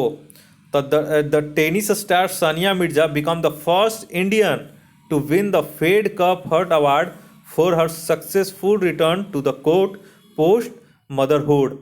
तो ये आपका इसके लिए इसे दिया गया है, सानिया मिर्जा को फर्स्ट टाइम किसी इंडियन को दिया गया है ये अवार्ड। ठीक है, नेक्स्ट आइए। तो 76 नंबर जो क्वेश्चन है आपका, 76 नंबर क्वेश्चन बहुत ही इंपॉर्टेंट है और यही वजह है कि दृष्टि का टेस्ट सीरीज बहुत ही काबिल तारीफ रहती है। तो चलिए यहाँ पे देखते हैं 76 बोल रहा है निम्नलिखित में से किसे जर्मन बुक ट्रेड के 2020 के शांति पुरस्कार से सम्मानित किया गया है? तो इसे सम्मानित किया गया है ऑप्शन डी हो जाएगा, अमर्त्य सेन को। तो अमर्त्य सेन कौन है? तो the 86 year old Harvard professor है and past Nobel prize winner है। Amartya Sen has been awarded the 2020 peace prize of the German book trade for his decades long work on the question as a question of global justice, hence D is correct answer. तो अमर्त्य सेन यहाँ पे सही answer हो जाएगा। Next आइए 77 में। 77 आपका बोल रहा है कि आरक्षित रोजगार महिलाओं का अधिकार योजना बिहार में किस वर्ष शुरू की गई? तो 77 का सही हो जाएगा ऑप्शन ए, 2016 में। और ये एक बहुत ही महत्वपूर्ण योजना है जिसमें under the Bihar government has provided a 35% reservation to women in all government job in the state since 20 January 2016। यानी 20 जनवरी 2016 से, जैसा कि हम सभी जानते हैं कि बिहार के जो भी एग्ज़ाम हो रहे हैं उसमें महिलाओं के लिए अलग से 35% रिजर्व कर दिया गया है, जो कि एक बहुत ही बड़ा स्कीम है, बहुत ही महत्वपूर्ण स्कीम है। नेक्स्ट आइए 78 में। 78 बोल रहा है कि निम्नलिखित में से 12वीं पंचवर्षीय योजना की अवधि क्या थी? तो 78 तो बहुत इजी है, तो ऑप्शन सी हो जाएगा, वर्ष 2012 से 2017। नेक्स्ट आइए 79 में। 79 आपका बोल रहा है कि आयुष्मान भारत किस नीति के तहत प्रधानमंत्री द्वारा शुरू की गई एक राष्ट्रीय पहल है? तो 79 का सही हो जाएगा ऑप्शन डी, राष्ट्रीय स्वास्थ्य नीति। आयुष्मान भारत और healthy India is a national initiative launched by Prime Minister Narendra Modi as part of national health policy 2017 in order to achieve the vision of universal health coverage UHC। तो hence D is the right option. Next आइए 80 number. 80 बोल रहा है उद्यमशीलता पारिस्थितिकी तंत्र के संदर्भ में भारत का क्या स्थान है। तो इसमें हो जाएगा आपका 80 का सही आंसर ऑप्शन सी, तीसरा स्थान है। ठीक है, और ये हुआ था अकॉर्डिंग टू इकोनॉमिक सर्वे 2019-20 के तहत। In terms of the entrepreneurship ecosystem India is the third largest in the world ahead of countries such as Brazil and South Korea. 81 number आइए। 81 बोल रहा है कि बजट 2020-21 में ट्रिपल P मोड के माध्यम से सरकार द्वारा कितने यात्री ट्रेनें चलाने का प्रस्ताव किया गया है। ट्रिपल P का फुल फॉर्म होता है पब्लिक प्राइवेट पार्टनरशिप। तो 81 का आपका सही हो जाएगा ऑप्शन डी 150। नेक्स्ट आइए 82 नंबर में। 82 बोल रहा है कि किसान रेल और कृषि उड़ान के पीछे क्या उद्देश्य है। तो 82 का सही हो जाएगा ऑप्शन सी, शीघ्र खराब होने वाली वस्तुओं के लिए बिना बाधा वाली राष्ट्रीय शीत आपूर्ति श्रृंखला प्रदान करना। ठीक है, नेक्स्ट आइए। और ये किसके द्वारा शुरू किया गया है। तो किसान रेल शुरू किया है इंडियन रेलवेज के द्वारा, और कृषि उड़ान जो शुरू किया गया है वो मिनिस्ट्री ऑफ सिविल एविएशन के द्वारा किया गया है। तो इसे आप लोग याद रखिएगा। नेक्स्ट आइए 83 नंबर। 83 आपका बोल रहा है कि भारत में बैंकों का पहला राष्ट्रीयकरण कब किया गया था। तो 83 का हो जाएगा ऑप्शन सी, वर्ष 1969 में, यानी कि on 19 July 1969 the first nationalisation of 14 major private commercial bank took place in India. 14 उस समय बैंकों का राष्ट्रीयकरण किया गया था। ठीक है, उसके बाद आपका 1980 में 6 बैंक्स का फिर नेशनलाइजेशन किया गया। And the first nationalisation bank of India was the imperial bank of India which was nationalized and renamed as State Bank of India यानी कि SBI in July 1955 through the SBI Act 1955। Next आइए 84 number में। 84 बोल रहा है आपका कि विश्व बैंक द्वारा जारी रसद प्रदर्शन सूचकांक 2018, रसद मतलब होता है रसद प्रदर्शन सूचकांक, इसको इंग्लिश में बोलते हैं लॉजिस्टिक परफॉर्मेंस इंडेक्स, 2018 में भारत का क्या स्थान है। तो इसका सही हो जाएगा ऑप्शन नंबर बी 44वां। ठीक है, और ये लॉजिस्टिक परफॉर्मेंस इंडेक्स यानी कि रसद प्रदर्शन सूचकांक किसके द्वारा जारी किया जाता है। तो ये वर्ल्ड बैंक के द्वारा एवरी 2 ईयर्स में, मतलब प्रत्येक 2 साल के बाद इसे जारी किया जाता है, प्रत्येक 2 साल में इसे जारी किया जाता है। तो वर्ल्ड बैंक के द्वारा रसद प्रदर्शन सूचकांक जारी किया जाता है, जो कि आपको एक नया कंसेप्ट मिला होगा। इससे आप पहले बहुत पढ़ते होंगे वर्ल्ड बैंक का, लेकिन ये एक आपको नया मिला होगा। नेक्स्ट आइए 85 नंबर। 85 बोल रहा है 85 नंबर कि निम्नलिखित में से कौन सी वस्तु एवं सेवा कर परिषद के प्रमुख हैं। तो 85 का सही हो जाएगा आपका ऑप्शन डी, केंद्रीय वित्त मंत्री। तो वस्तु एवं सेवा कर परिषद यानी कि GST टैक्स काउंसिल के जो होते हैं कॉन्स्टिट्यूशनल बॉडी, उसके जो प्रमुख हैं वो केंद्रीय वित्त मंत्री होते हैं। यानी कि the GST council is chaired by the union finance minister and other members are the union state minister of revenue और finance and minister in charge of finance of taxation of all the states. ठीक है, next आइए 86 number. 86 बोल रहा है कि आत्मनिर्भर भारत अभियान शुरू किया गया था। तो 86 का सही हो जाएगा ऑप्शन डी, वर्ष 2020 में। आत्मनिर्भर भारत अभियान यानी कि self reliant India scheme was announced in 4 tranches by the union finance minister in May 2020। Next आइए 86 हो गया, 87 में आइए। 87 बोल रहा है कि वर्तमान में भारतीय रिजर्व बैंक का गवर्नर कौन है। तो इसका हो जाएगा यहाँ पे 1 मिनट, इसका आंसर हो जाएगा 87 का आपका शक्तिकांत दास। ठीक है, तो Shaktikanta Das assume charge as the 25th governor of the Reserve Bank of India from December 12, 2018।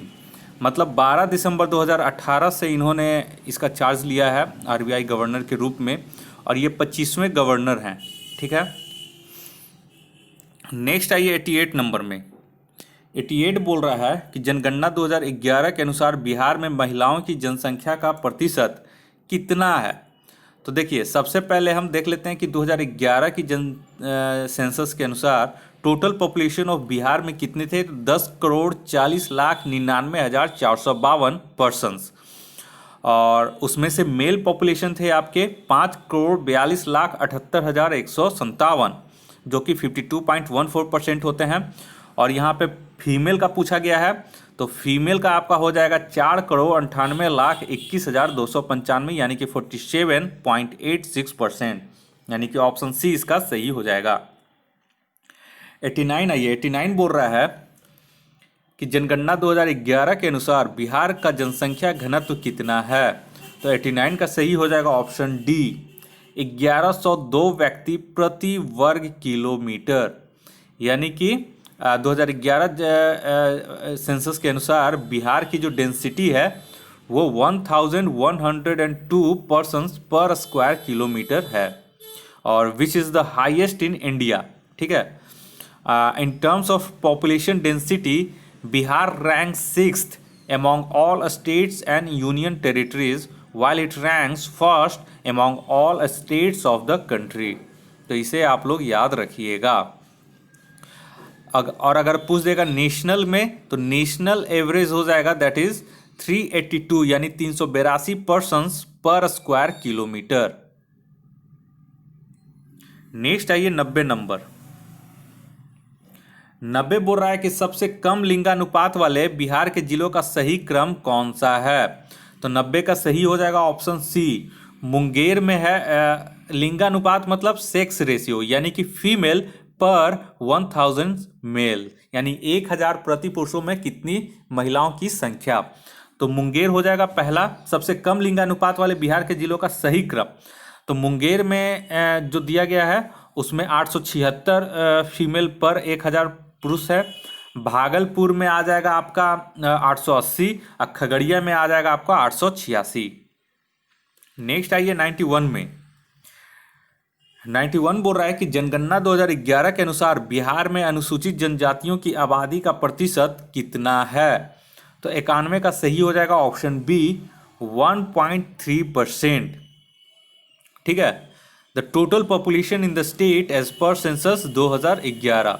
तो यहाँ पे शेड्यूल्ड ट्राइब हो जाएगा, तो ये the percentage of scheduled tribe population in Bihar is 1.3% of the total population in the state as per census 2011। 92 आइए। 92 बोल रहा है, 92 नंबर बोल रहा है कि निम्नलिखित में से कौन सा बिहार का एकमात्र जिला है जहां सकारात्मक लिंगानुपात है। तो 92 का सही हो जाएगा ऑप्शन ए, गोपालगंज। और यहाँ पे कितना है सेक्स रेशियो, तो 1021 फीमेल्स प्रति 1000 पुरुष पे है। नेक्स्ट आइए 93 नंबर। 93 बोल रहा है कि निम्नलिखित में से कौन सा क्षेत्र बिहार में 1857 के विद्रोह का नेतृत्व करने वाले नेताओं के साथ सम्मिलित नहीं है। तो देखिए, यहाँ पे रोहतास में तो अमर सिंह हैं। अमर सिंह कौन थे, कुंवर सिंह के भाई है ये। ठीक है, याद रखिएगा इसे। और पटना नवादा में, यहाँ पे नवादा पे नाना सिंह हैदर अली खान, नाना सिंह हैदर अली खान ये भी सही सम्मिलित है। जगदीशपुर में आपको कुंवर सिंह और अमर सिंह थे, तो यहाँ पे जगदीशपुर में ये गलत, ये सम्मिलित नहीं है। छपरा आइए। छपरा में आपका मोहम्मद हुसैन खान है, यहाँ पे अहमद अली खान है, सो ये भी गलत है। तो यहाँ पे सी और डी सम्मिलित नहीं है, इसलिए ई ऑप्शन सही हो जाएगा। और अगर पटना पूछेगा तो पटना में पीर अली खान और अली करीम का नाम आता है। और ये जो हेतम सिंह हैं ये अरवल के थे। अरवल के 1857 के विद्रोह में से जुड़े नेता थे, ठीक है, अरवल में। और आपका अहमद अली खान जो थे, ये आपके जहानाबाद से जुड़े हुए हैं। तो ये सब आप लोग याद रखिएगा, ये सब इंपॉर्टेंट एक्सप्लेनेशन है। 94 आइए। 94 बोल रहा है कि बिहार में साइमन कमीशन का बहिष्कार करने के लिए सर्वदलीय बैठक का नेतृत्व किसने किया था? तो 94 का सही हो जाएगा ऑप्शन बी, अनुग्रह नारायण सिंह होगा, ठीक है। अनुराग नारायण सिंह यहाँ पे लिखा गया है। और यहाँ पे आप लोग याद रखिएगा कि साइमन कमीशन कब भारत आए थे। तो Simon commission is a group of 7 MPs from Britain, मतलब ब्रिटेन के 7 मेंबर ऑफ पार्लियामेंट थे जो कि इंडिया आए थे 1928 में, और स्टडी करने के लिए कॉन्स्टिट्यूशनल रिफॉर्म्स के संबंध में, ठीक है। और इसके चेयरमैन कौन थे? तो इसके चेयरमैन थे सर जॉन साइमन थे। और यहाँ पे अनुराग नारायण सिन्हा ही सही होगा, ठीक है। तो अनुराग नारायण सिन्हा जो थे वो इसका बायकॉट किए थे। नेक्स्ट आइए 95 में। 95 बोल रहा है कि साफाहोर आंदोलन निम्नलिखित में से किस वर्ष शुरू हुआ? तो 95 का सही हो जाएगा ऑप्शन बी, 1868 में। तो ये the Safahar movement also called Kherwar movement was started in the year 1868 under the leadership of Bhagirath Manjhi, ठीक है। और the movement popularize the concept of, ये भगीरथ मांझी थे, ये आदिवासी क्षेत्र के थे। और ये इनका जो मूवमेंट था वो एक तरह से समाहित हो गया था। इनका मानना था कंसेप्ट ऑफ वन गॉड, मतलब एक ही ईश्वर के लिए कंसेप्ट पे ये आधारित था, और इसी के कारण ये इसका ध्रुवीकरण हो गया था। और भगीरथ ये जो थे proclaimed himself as the king of Santhals. Bhagirath Manjhi जो थे वो खुद को किंग घोषित किए हुए थे संथाल परगना क्षेत्र के। नेक्स्ट आइए 96 नंबर में। 96 बोल रहा है कि निम्नलिखित में से कौन से व्यापार के लिए भारत आने वाले यूरोपियों का सही क्रम है? तो ये आप लोग का एक बार पहले भी बता चुका था और इस बार भी आ गया है, ये क्वेश्चन बार बार दे रहा है, इसे आप लोग क्रम इसे याद कर लीजिएगा। तो इसका सही हो जाएगा ऑप्शन नंबर सी। पहले पुर्तगीज आए थे, उसके बाद डच आए थे, उसके बाद इंग्लिश आए थे, मतलब अंग्रेज आए थे, उसके बाद फ्रेंच आए थे, ठीक है। और Vasco da Gama reached the coast of Calicut in 1498, ठीक है। 1498 में पहली बार वास्को डी गामा कालीकट पे आए थे। और किसके सहयोग से? तो एक गुजराती गाइड था जिसका नाम था अब्दुल माजिद, उसके सहयोग से ये यहाँ पे पहली बार पहुंचे थे कालीकट 1498 में। नेक्स्ट है ये 97 नंबर। 97 आपका बोल रहा है कि निम्नलिखित में से कौन सा युग्म सही सुमेलित नहीं है? तो यहाँ पे सही हो जाएगा ऑप्शन इसका ई, ठीक है। तो देखिए, ब्रह्म समाज वाज फाउंडेड इन 1828 बाय राजा राम मोहन राय। तो ब्रह्म समाज है और यहाँ पे आपका आदि ब्रह्म समाज दिया गया है, ठीक है। तो लेटर क्या हुआ था 1866 में, ब्रह्म समाज got divided into 2 parts, one become आदि ब्रह्म समाज अंडर देवेंद्र नाथ टैगोर। तो ये आपका सही सुमेलित है, ठीक है। And the other was Brahmo Samaj of India was led by Keshav Chandra Sen. तो ये इसका ब्रह्म समाज से संबंधित हो गया। दूसरा the servants of India society, तो ये फाउंडेड बाय गोपाल कृष्ण गोखले इन 1905, यानी कि 1905 में किया गया था। तो ये आपका गलत है।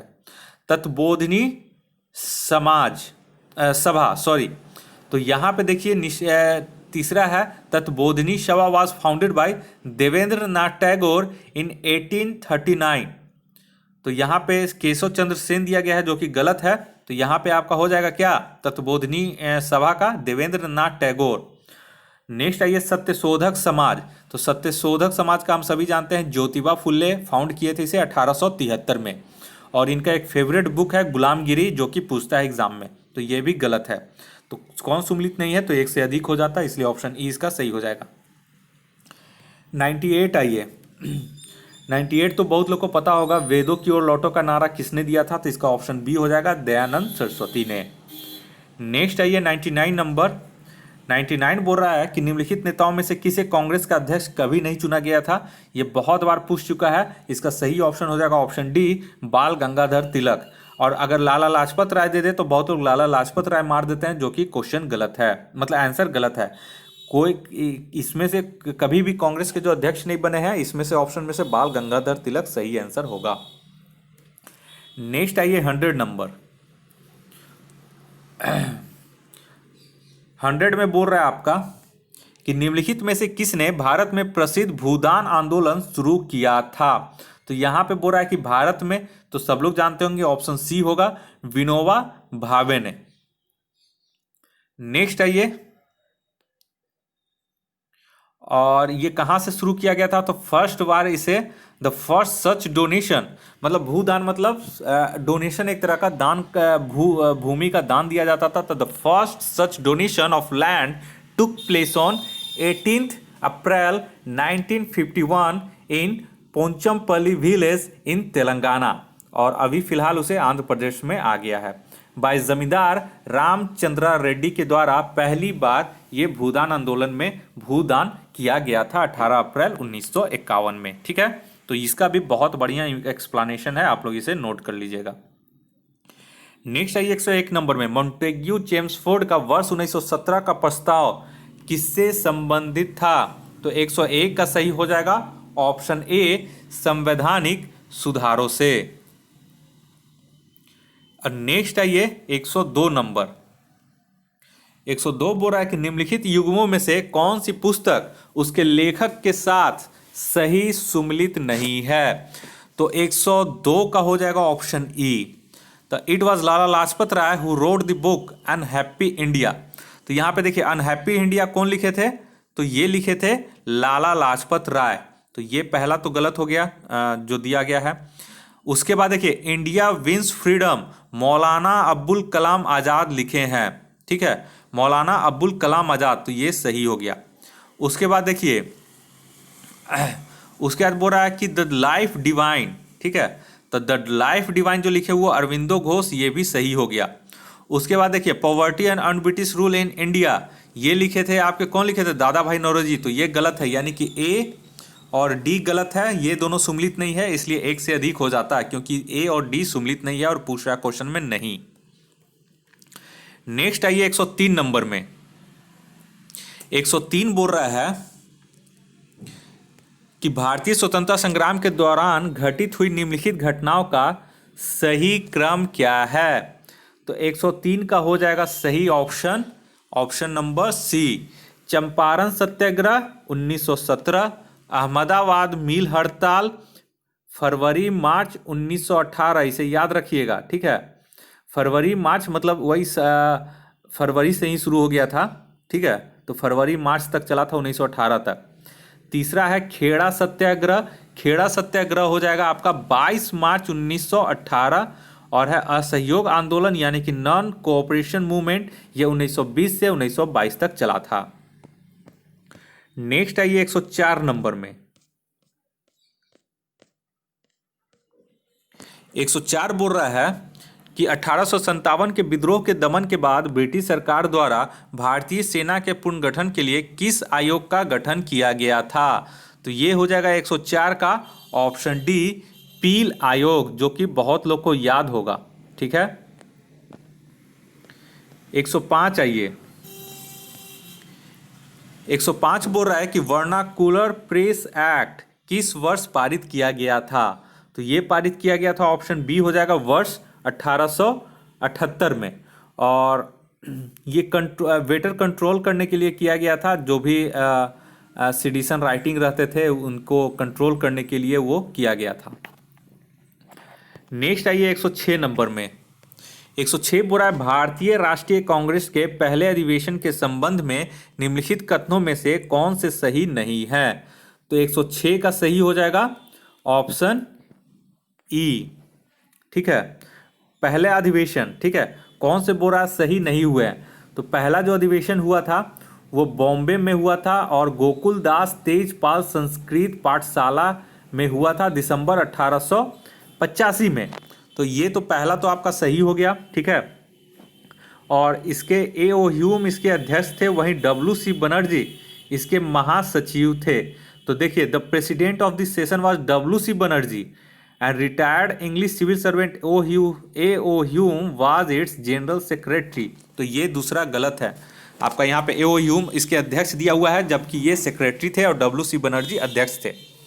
नेक्स्ट आइए तीसरा, सी बोरा इस अधिवेशन में कुल 82 प्रतिनिधियों ने भाग लिया, जबकि यहाँ पे 72 प्रतिनिधियों ने भाग लिया था, तो ये भी गलत है।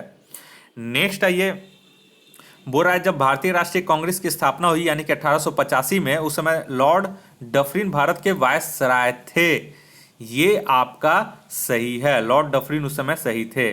तो यानी कि ए और डी सही है, लेकिन हमारा नहीं पूछा कौन सही नहीं है, तो बी और सी सही नहीं है, इसलिए उपयुक्त में से एक से अधिक हो जाएगा, इसलिए ऑप्शन ई इसका सही हो जाता। नेक्स्ट आइए 107 नंबर में। दोस्तों इस बार मैंने एक्सप्लेनेशन में बहुत ध्यान दिया है, आप लोग भी देख रहे होंगे। और अगर आप लोग को ये वीडियो और एक्सप्लेनेशन और मेरा ये वर्क, ताकि गरीब से गरीब लोग और जो भी मतलब गरीब से गरीब और जिनको भी सुविधा नहीं मिल पा रही, उन्हें मैं ऑनलाइन टेस्ट सीरीज फ्री करवा रहा हूँ और उसके लिए मेहनत भी कर रहा हूँ। उसके लिए आपके सपोर्ट की ज़रूरत है। तो आप इस वीडियो को अपने ग्रुप में जहाँ भी हो संभव हो शेयर कीजिए, लाइक कीजिए और सब्सक्राइब कर लीजिए अगर आप हमारे नए चैनल पे हैं, वीडियो देख रहे हैं तो, ताकि कोई भी मैं वीडियो अपलोड करूँ तो उसका नोटिफिकेशन सबसे पहले आपके मोबाइल तक पहुँच सके।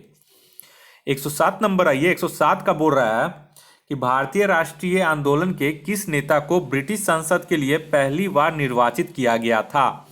तो ये हो जाएगा ऑप्शन डी, दादा भाई नौरोजी को। और ये फर्स्ट इंडियन थे जो इलेक्टेड हुए थे पार्लियामेंट में, ब्रिटेन के पार्लियामेंट में फर्स्ट इलेक्टेड पर्सन थे ये। नेक्स्ट आइए 108 नंबर में। 108 बोल रहा है कि अराजक और क्रांतिकारी अपराध अधिनियम यानी कि anarchical and revolutionary crime act, popularly referred as the revolt act, ठीक है, was enacted in 1919 मतलब 1919 बाय द ब्रिटिश। यानी कि कब पारित किया गया था? अराजक और क्रांतिकारी अपराध अधिनियम, इसको और भी बोलते हैं रिवॉल्ट एक्ट, ठीक है, ये 1919 में पारित किया गया था, तो ऑप्शन डी इसका सही हो जाएगा। नेक्स्ट आइए 109 नंबर में। 109 बोल रहा है कि निम्नलिखित में से कौन सा गांधी इरविन समझौते का परिणाम नहीं था? तो 109 का सही हो जाएगा ऑप्शन ई, ठीक है। देखिए सबसे पहले कि देख लेते हैं गांधी इरविन पैक्ट कब साइन हुआ था? तो 5 मार्च 1931 को, ठीक है। और ये इसका जो इम्पैक्ट जो हुआ था, the outcome of the Gandhi Irwin pact, वो क्या क्या था? पहला था Gandhi ji was impressed with Irwin's sincerity and on behalf of the Indian National Congress agreed to discriminate the civil disobedience movement. यानी कि समाप्त करने पे वो एग्री हो गए थे, सविनय अवज्ञा आंदोलन, ठीक है। तो पहला तो सही है, गलत तो नहीं है। कांग्रेस का दूसरे गोलमेज सम्मेलन में होने के लिए सहमत होना, तो the Congress agreed to join the second round table conference, ये भी सही है। तीसरा था ब्रिटिश सरकार द्वारा भारतीय राष्ट्रीय कांग्रेस की गतिविधियों पर अंकुश लगाने हेतु पारित सभी आदेशों को वापस लेना, तो तीसरा भी आपका सही था। और चौथा जो है आपका ब्रिटिश सरकार द्वारा नमक पर आरोपित कर को समाप्त करना, यानी कि they also agree to withdraw trial relating to several offence expect those, ये it was also agreed that the British would remove the tax on salt, ये भी आपका सही है। यानी कि इसमें से सभी आपका सही है दोस्तों, इस वजह से इसमें उपयुक्त में से कोई नहीं हो जाएगा, क्योंकि ऑप्शन में नहीं पूछ रहा है। 110 नंबर आइए। 110 बोल रहा है कि वर्ष 1939 में कांग्रेस के अध्यक्ष बनने के लिए सुभाष चंद्र बोस द्वारा कौन पराजित हुआ था? तो 110 का आप लोग को बहुत याद होगा, ऑप्शन नंबर इसका सी हो जाएगा, पट्टाभी सीतारमैया।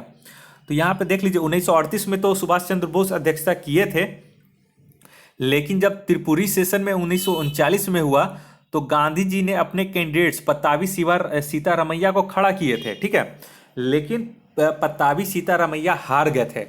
तो कांग्रेस कमेटी में क्या होता है कि जो भी अध्यक्ष बनता है उसको अपने कार्यकारिणी समिति में सदस्य शामिल करने के लिए गांधी जी की राय लेना आवश्यक होता है। यानी गांधी जी के सलाह पर ही कोई भी कांग्रेस का अध्यक्ष अपनी अगर अध्यक्ष चुनाता है तो उसे अपने कार्यकारिणी समिति में सदस्य शामिल करने के लिए गांधी जी का आपको राय लेना रहेगा, गांधी जी का उनका सलाह लेना जरूरी रहता है। तो जब सुभाष चंद्र बोस जी ने गांधी जी के पास अपने कार्यकारिणी समिति में सदस्य को शामिल करने के लिए सलाह लेने गए तो उन्होंने सलाह देने से मना कर दिया, जिससे क्षुब्ध होकर उन्होंने अध्यक्षता पद छोड़ दी और 1939 में ही फॉरवर्ड ब्लॉक की स्थापना की, जो कि सामान्यतः साम्यवाद की विचारधारा पर आधारित थी। ठीक है, 111 नंबर आइए। अब 111 नंबर बोल रहा है कि निम्नलिखित में से कौन वर्ष 1946 में भारत में आए कैबिनेट मिशन का सदस्य नहीं था। तो सदस्य नहीं था, तो देखिए कैबिनेट मिशन भारत में आए तो 19 फरवरी 1946 को British prime minister Clement Attlee in the House of Commons announce the decision to dispatch the cabinet mission. The cabinet mission to India consisted of 3 British cabinet ministers. तो कौन कौन थे उसमें, तो लॉर्ड पैथिक लॉरेंस थे, the secretary of the state for India. दूसरे थे the sir Stafford Cripps, ठीक है। ये थे आपका president of the board of the trade. And तीसरे थे A V Alexander, the first lord of the admiralty. Hence option A is correct, ठीक है। और the cabinet mission was headed by lord Pethick. तो यहाँ पे देखिए अलेक्जेंडर थे, ठीक है, और क्रिप्स थे। यहाँ पे 2 लोग मिल रहा है लेकिन नहीं थे, तो यहाँ पे बी और सी दोनों नहीं थे, इसलिए एक से अधिक हो जाएगा इसका आंसर। नेक्स्ट आइए 112 नंबर। 112 बोल रहा है कि की स्टोन प्रजाति के विषय में निम्नलिखित कथनों में से कौन से सही नहीं है। तो 112 का आपका सही हो जाएगा ऑप्शन ई। तो यहाँ पे जो है ये सभी ऑप्शन सही हैं और यहाँ पे पूछ रहा है कि नहीं है, तो इसलिए एक से उपयुक्त में से कोई नहीं इसका ऑप्शन हो जाएगा 112 का। 113 नंबर आइए। अब 113 से लग रहा है यहाँ पे वन लाइनर है, ठीक है। तो 113 में देख लेते हैं हम लोग। 113 क्वेश्चन बोल रहा है कि निम्नलिखित में से कौन पारिस्थितिकी अनुक्रमण की प्रवस्था या प्रवस्थाएं हैं। तो 113 का इसका सही हो जाएगा ऑप्शन ई। तो यहाँ पे जो तो 113 का जो हो जाएगा यहाँ पे पारिस्थितिकी अनुक्रमण का इंग्लिश बता देता हूँ, बहुत लोग को नहीं पता होगा। इकोलॉजिकल सक्सेशन इसे बोलते हैं इंग्लिश में। तो ये इकोलॉजिकल सक्सेशन क्या होता है, और ये जो भी बोल रहा है कि ये सभी इसके प्रस्थाएं, इसलिए एक से अधिक हो जाएगा क्योंकि इसमें सही सभी इसमें इसके प्रवस्था या प्रवस्थाएं हैं। तो क्या होता है इकोलॉजिकल सक्सेशन, ये होता है the process by which communities of plant and animal species in area are replaced or changed into another over a period of time is known as ecological succession. Succession is universal process of directional changes in vegetation on an ecological time scale. It occurs due to large scale changes or destruction, natural or man-made. ठीक है, तो ये इसका एक कुछ explanation हो गया। और उसके बाद देखिए जो इसके प्रवस्थाएं हैं वो न्यूडेशन है, माइग्रेशन है, इसीज है, एग्रीगेशन है, कंपटीशन है और रिएक्शन है, एंड लास्ट स्टेबलाइजेशन इसके होते हैं। तो इस तरह से ये पूरे इसके सही हो जाएंगे। नेक्स्ट आइए 114 नंबर में। 114 बोल रहा है कि ग्रीन हाउस प्रभाव के लिए मुख्य रूप से उत्तरदायी गैस हैं। ये 64th बीपीएससी का क्वेश्चन है, इसका सही हो जाएगा option C, carbon dioxide. Next आइए 15 नंबर में। 15 बोल रहा है कि निम्नलिखित में से कौन विश्व में सबसे बड़ा पारिस्थितिकी तंत्र है। तो 115 आप लोग को थोड़ा ध्यान रखना होगा, बहुत लोग को पता ही होगा, महासागर मतलब कि वर्ल्ड ओशियन। और ये कितना कवर करता है पारिस्थितिकी तंत्र का, अर्थ सरफेस का, ये 71% कवर करता है दोस्तों। नेक्स्ट आइए 116 नंबर। 116 बोल रहा है कि वैश्विक पर्यावरण आउटलुक रिपोर्ट कौन प्रकाशित करता है? तो इसको इंग्लिश में बोलते हैं ग्लोबल इन्वायरमेंट आउटलुक रिपोर्ट, और इसे प्रकाशित करता है यूएनईपी, यानी कि यूनाइटेड नेशंस इन्वायरमेंट प्रोग्राम इसे रिपोर्ट इसको जारी करता है। तो ये हो जाएगा यूएनईपी, जिसका फुल फॉर्म होता है United Nations environment programme. Next आइए 117, भूमध्य रेखा कितने देशों से होकर गुजरती है? तो 117 का सही हो जाएगा भूमध्य रेखा मतलब the equator is a great circle around the earth that is everywhere equidistant. तो इक्वेटर उसको बोलते हैं, और जो भूमध्य रेखा जो आपका जो सबसे बड़ा वाला होता है वो आपका भूमध्य जो बीचों बीच होकर गुजरता है उसे भूमध्य रेखा कहते हैं। तो ये इसका 117 का कौन सा आंसर हो जाएगा? तो ऑप्शन बी इसका सही हो जाएगा 13। तो 13 देशों से ये होकर गुजरती है। ये बहुत इंपॉर्टेंट है, इसे आप लोग याद रखिएगा। नेक्स्ट आइए 18 नंबर में। 18 बोल रहा है कि निम्नलिखित में से किस परिघटना के साथ बिग बैंग थ्योरी, तो बिग बैंग थ्योरी संबंधित है? तो 118 को बहुत लोग को पता होगा, ऑप्शन सी ब्रह्मांड की उत्पत्ति से। नेक्स्ट आइए बिग बैंग थ्योरी जो आप जानते हैं, और it was produced by Georges Lemaitre later in 1967 Robert Wagner explained this theory. मतलब पहली बार इसे प्रोपाउंडेड किया गया था जॉर्ज लेमेटायर के द्वारा, और उसके बाद 1967 में इसे रॉबर्ट वैगनर के द्वारा एक्सप्लेन किया गया था। उसके बाद इसके बाद स्टीफन हॉकिंस वगैरह बहुत सारे इस पे थ्योरी भी दिए थे। नेक्स्ट आइए 119 नंबर। 119 बोल रहा है रिंग ऑफ फायर कहाँ स्थित है? तो ये भी बहुत इंपॉर्टेंट है, बहुत बार इसे पूछा गया। तो ये हो जाएगा ऑप्शन बी प्रशांत महासागर में। नेक्स्ट आइए 120 नंबर। 120 बोल रहा है कि निम्नलिखित जलधाराओं में से कौन सी ठंडी जलधाराएं हैं? तो 120 का इसका सही आंसर हो जाएगा ऑप्शन ई। तो इसका ऑप्शन ई क्यों होगा? तो देखिए ठंडी जलधाराएं कौन कौन से हैं। तो पहला देखिए कैलिफोर्निया जलधारा ठंडी जलधाराएं हैं, लैब्राडोर ये भी ठंडी जलधाराएं हैं, बेंगुएला जलधारा ये भी ठंडी जलधाराएं हैं, क्यूरोसिव जलधारा जो है ये आपका वार्म ओशियन करेंट्स है, यानी कि गर्म जलधारा है। तो ये आपका ठंडी जलधारा नहीं है। तो यहाँ पे एक से अधिक ठंडी जलधारा है, इसलिए उपयुक्त में से एक से अधिक हो जाएगा। 121 नंबर आइए। 121 बोल रहा है कि विश्व का सबसे बड़ा द्वीप कौन सा है? तो 121 का आपका सही हो जाएगा ऑप्शन सी ग्रीनलैंड सबसे बड़ा ये द्वीप है। ठीक है। नेक्स्ट आइए आपका 122 नंबर। 122 बोल रहा है हाल ही में समाचारों में रहा नीस स्थित है। तो नीस जो आपका है वो 7th most popular urban area in France है। ठीक है। तो ये आपका हो जाएगा फ्रांस में, हो जाएगा ऑप्शन डी इसका सबसे ज़्यादा मतलब ये इसका सही आंसर हो जाएगा। नेक्स्ट आइए 123 नंबर में। 123 बोल रहा है क्षेत्रफल की दृष्टि से भारत का विश्व में निम्नलिखित में से कौन सा स्थान है?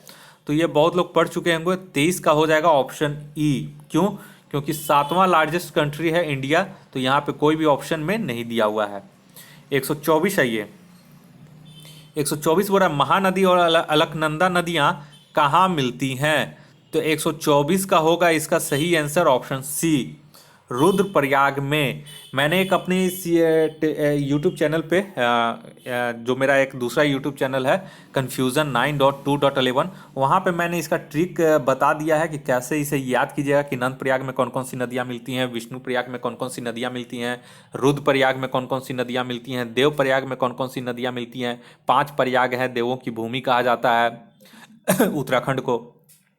तो इस वहाँ पे मैं ये उस ट्रिक का जो लिंक है वो भी मैं डिस्क्रिप्शन में दे दूंगा, और उसे आप लोग ज़रूर याद कर लीजिएगा, एक बार देख लीजिएगा, पसंद आएगा तो आप लोग उसे लाइक और सब्सक्राइब और शेयर कर दीजिएगा उस वीडियो को। नेक्स्ट आइए 125 नंबर में। 125 बोल रहा है कि निम्नलिखित में से कौन सी एक अल्पकालिक नदी है? तो 125 का जो सही हो जाएगा वो ऑप्शन डी हो जाएगा लूनी नदी। ये एक इफिमेरल रिवर है, यानी कि अल्पकालिक रिवर है, और बाकी जो सभी हैं वो ड्राई रिवर, यहाँ पे माही, दूध गंगा, वर्धा, ये सब आपका अल्पकालिक नदियाँ नहीं हैं। ठीक है, नेक्स्ट आइए 126 नंबर में। 126 बोला भारत के किस राज्य में उत्तर पूर्वी मानसून में सर्वाधिक वर्षा होती है? तो 126 का इसका सही आंसर हो जाएगा ऑप्शन सी, तमिलनाडु में। ठीक है, और ये शीतकालीन में इसमें बहुत ज़्यादा वर्षा होती है शीतकालीन के समय में। 127 आइए, 127 बोला भारत में कर्क रेखा किस राज्य से होकर नहीं गुजरती है? ठीक है, तो 127 का आप लोग नहीं है यहाँ पे, तो 127 का इसका हो जाएगा ऑप्शन ई।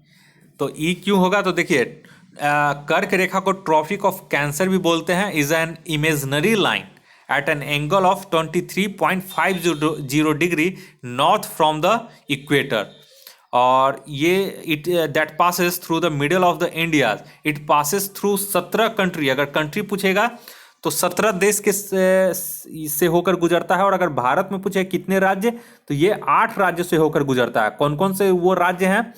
तो गुजरात है, राजस्थान है, मध्य प्रदेश है, छत्तीसगढ़ है, झारखंड है, वेस्ट बंगाल है, त्रिपुरा है और मिजोरम है।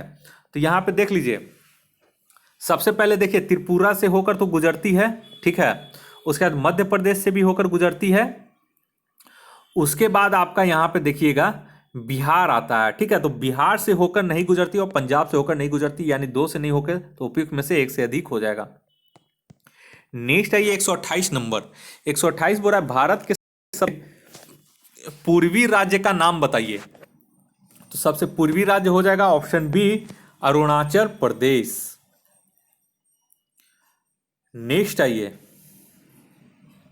129 नंबर। 129 बोल रहा है निम्नलिखित में से कौन सी सबसे ऊंची पर्वत चोटी है जो भारत के भीतर पूरी तरह स्थित है? तो 129 का सही हो जाएगा ऑप्शन सी, नंदा देवी, और इसकी हाइट कितना है? 7816 मीटर, जो कि पूरी तरह से इंडिया में ही लोकेटेड है। नेक्स्ट आइए 130 नंबर में। 130 बोल रहा है कि रेड क्लिफ रेखा किन 2 देशों के बीच सीमा बनाती है? तो 130 का सही हो जाएगा ऑप्शन डी, भारत और पाकिस्तान के बीच रेड क्लिफ की सीमा बनती है। और ये कब एग्जिस्टेंस में आया है? तो ये 17 अगस्त 1947 को ये रेखा एग्जिस्टेंस में आई है। नेक्स्ट आइए 131 नंबर। 131 बोल रहा है कि बिहार का पहला चीनी कारखाना निम्नलिखित में से किस स्थान पर स्थापित किया गया था? यह भी एक तरह से इंपॉर्टेंट है। तो 131 का सही हो जाएगा ऑप्शन सी, मढ़ौरा में। तो मढ़ौरा कहाँ पे है? ये सारण डिस्ट्रिक्ट में पड़ता है बिहार के। और कब स्थापित किया गया था ये पहला? तो 1904 ईस्वी में। 132 आइए। 132 बोल रहा है कि सिमरी झील भारत के किस राज्य में स्थित है? तो 132 का सही हो जाएगा ऑप्शन डी, बिहार में। ठीक है, और ये 25 किलोमीटर दूर है सहरसा से। ठीक है, सिमरी डिवीजन मतलब सिमरी झील। नेक्स्ट आइए 133 में। 133 बोल रहा है निम्नलिखित में से कौन सी फसल बिहार में नहीं उगाई जाती है? तो 133 का आपका सही आंसर हो जाएगा कौन जो फसल उगाई नहीं जाती है, वो ऑप्शन यहाँ पे ई हो जाएगा। क्यों? क्योंकि देखिए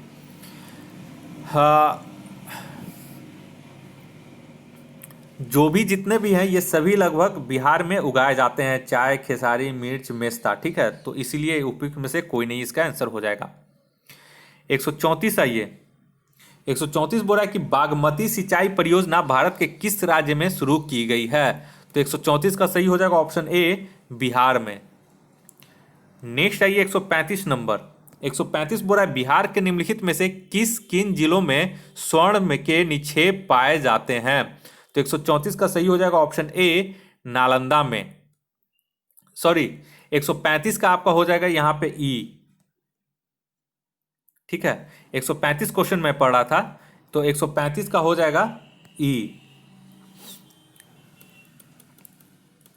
तो जो जियोलॉजिकल सर्वे ऑफ इंडिया है, जीएसआई है, उसका मतलब 57% of deposits of gold of the country are present in Bihar. उसका मानना है कि 57% गोल्ड का जो डिपॉजिट्स है उसका 57% बिहार में प्रेजेंट है। और ये इसका डिपॉजिट्स कहाँ कहाँ पे है, तो गया में है, ठीक है, आपका नालंदा में है, उसके बाद आपका जमुई डिस्ट्रिक्ट में है, उसके बाद आपका गया, नालंदा और जमुई डिस्ट्रिक्ट में है, ठीक है। तो ये 3 हो जाएगा, तो एक से अधिक यहाँ पे हो जाता इसका सही, क्योंकि ए और सी डी, ए सी और डी तीनों होगा, तो एक से अधिक यहाँ पे हो जाता। 136 आइए। 136 बोल रहा है कि बिहार का राज्य पक्षी कौन सा है। तो ये तो आप लोग सब पढ़ लिए होंगे। 136 का हो जाएगा डी, घरेलू गरैया। इसको हाउस स्पैरो भी बोला जाता है या सिंपली स्पैरो भी बोला जाएगा। 137 आइए। 137 बोल रहा है निम्नलिखित में से कौन बिहार की पहली मैथिली फिल्म है। तो ये भी आप लोग याद किए होंगे। 137 का हो जाएगा ऑप्शन बी, कन्यादान। और ये कब आया था, तो कन्यादान आया था 1965 में। और किसके द्वारा इसे डायरेक्ट किया गया था, तो फानी मजूमदार के द्वारा इसे डायरेक्ट किया गया था। 138 नंबर आइए। 138 बोल रहा है कि बिहार से नवगठित राज्य झारखंड में कितने जिलों को स्थानांतरित किया गया था। तो 138 का आपका हो जाएगा सही ऑप्शन सी हो जाएगा 18। नेक्स्ट आइए 139 नंबर में। 139 बोल रहा है कि बिहार का सबसे लंबा राष्ट्रीय राजमार्ग कौन सा है। तो 139 का आपका सही आंसर हो जाएगा ऑप्शन बी, NH-31। और इसकी लंबाई करीब कितनी है, तो 415 किलोमीटर इसकी ऊंचाई है। और टोटल अगर 1 मार्च 2019 तक की अगर गणना करें तो बिहार में टोटल नेशनल हाईवे की जो दूरी है वो 5358 किलोमीटर थी। 140 आइए। मोइनुल हक स्टेडियम स्थित है। तो 140 आप लोग बिहार की तैयारी कर रहे हैं तो सबको पता होगा, बिहार मोइनुल हक स्टेडियम बिहार में है और ये बिहार में पटना में है, ठीक है। अब आइए 10 क्वेश्चन जो बीपीएससी में आपका मैथ्स का रहते हैं, तो मैथ्स के लिए हम देख लेते हैं। इसका केवल मैं आंसर बताते जाऊंगा और आप लोग इसे खुद से सॉल्व करने का प्रयास कीजिएगा। अगर सॉल्व नहीं होगा तो कमेंट करके बोल दीजिएगा कि सर मैथ्स का भी सर सोल्यूशन इसका करवा दीजिए, तो मैं वो भी करवाने के लिए तैयार हूँ। बशर्ते आप एक बार खुद से प्रैक्टिस करें मैथ्स बनाने का कि सॉल्व होता है आपसे या नहीं। अगर नहीं हो रहा है, अगर आप लोग को बहुत ज़्यादा ज़रूरी है तो आप ज़रूर कमेंट करके बोले कि सर मैथ्स का सोल्यूशन करवा दीजिए। तो 141 का देखिए। 141 का सही हो जाएगा ऑप्शन ए, 7। नेक्स्ट आइए 142 में। 142 का जो सही आंसर आपका हो जाएगा ये हो जाएगा ऑप्शन बी, 2। 143 में आइए। 143 का जो सही आंसर हो जाएगा आपका सी, 16/21। अब आइए 144 में। 144 का जो सही आंसर आपका हो जाएगा वो हो जाएगा ऑप्शन डी, 54.4 किलोग्राम, ठीक है। नेक्स्ट आइए 145 में। 145 का जो सही आंसर हो जाएगा ऑप्शन सी हो जाएगा 15 किलोमीटर उत्तर, यानी कि 15 किलोमीटर नॉर्थ। 146 आइए।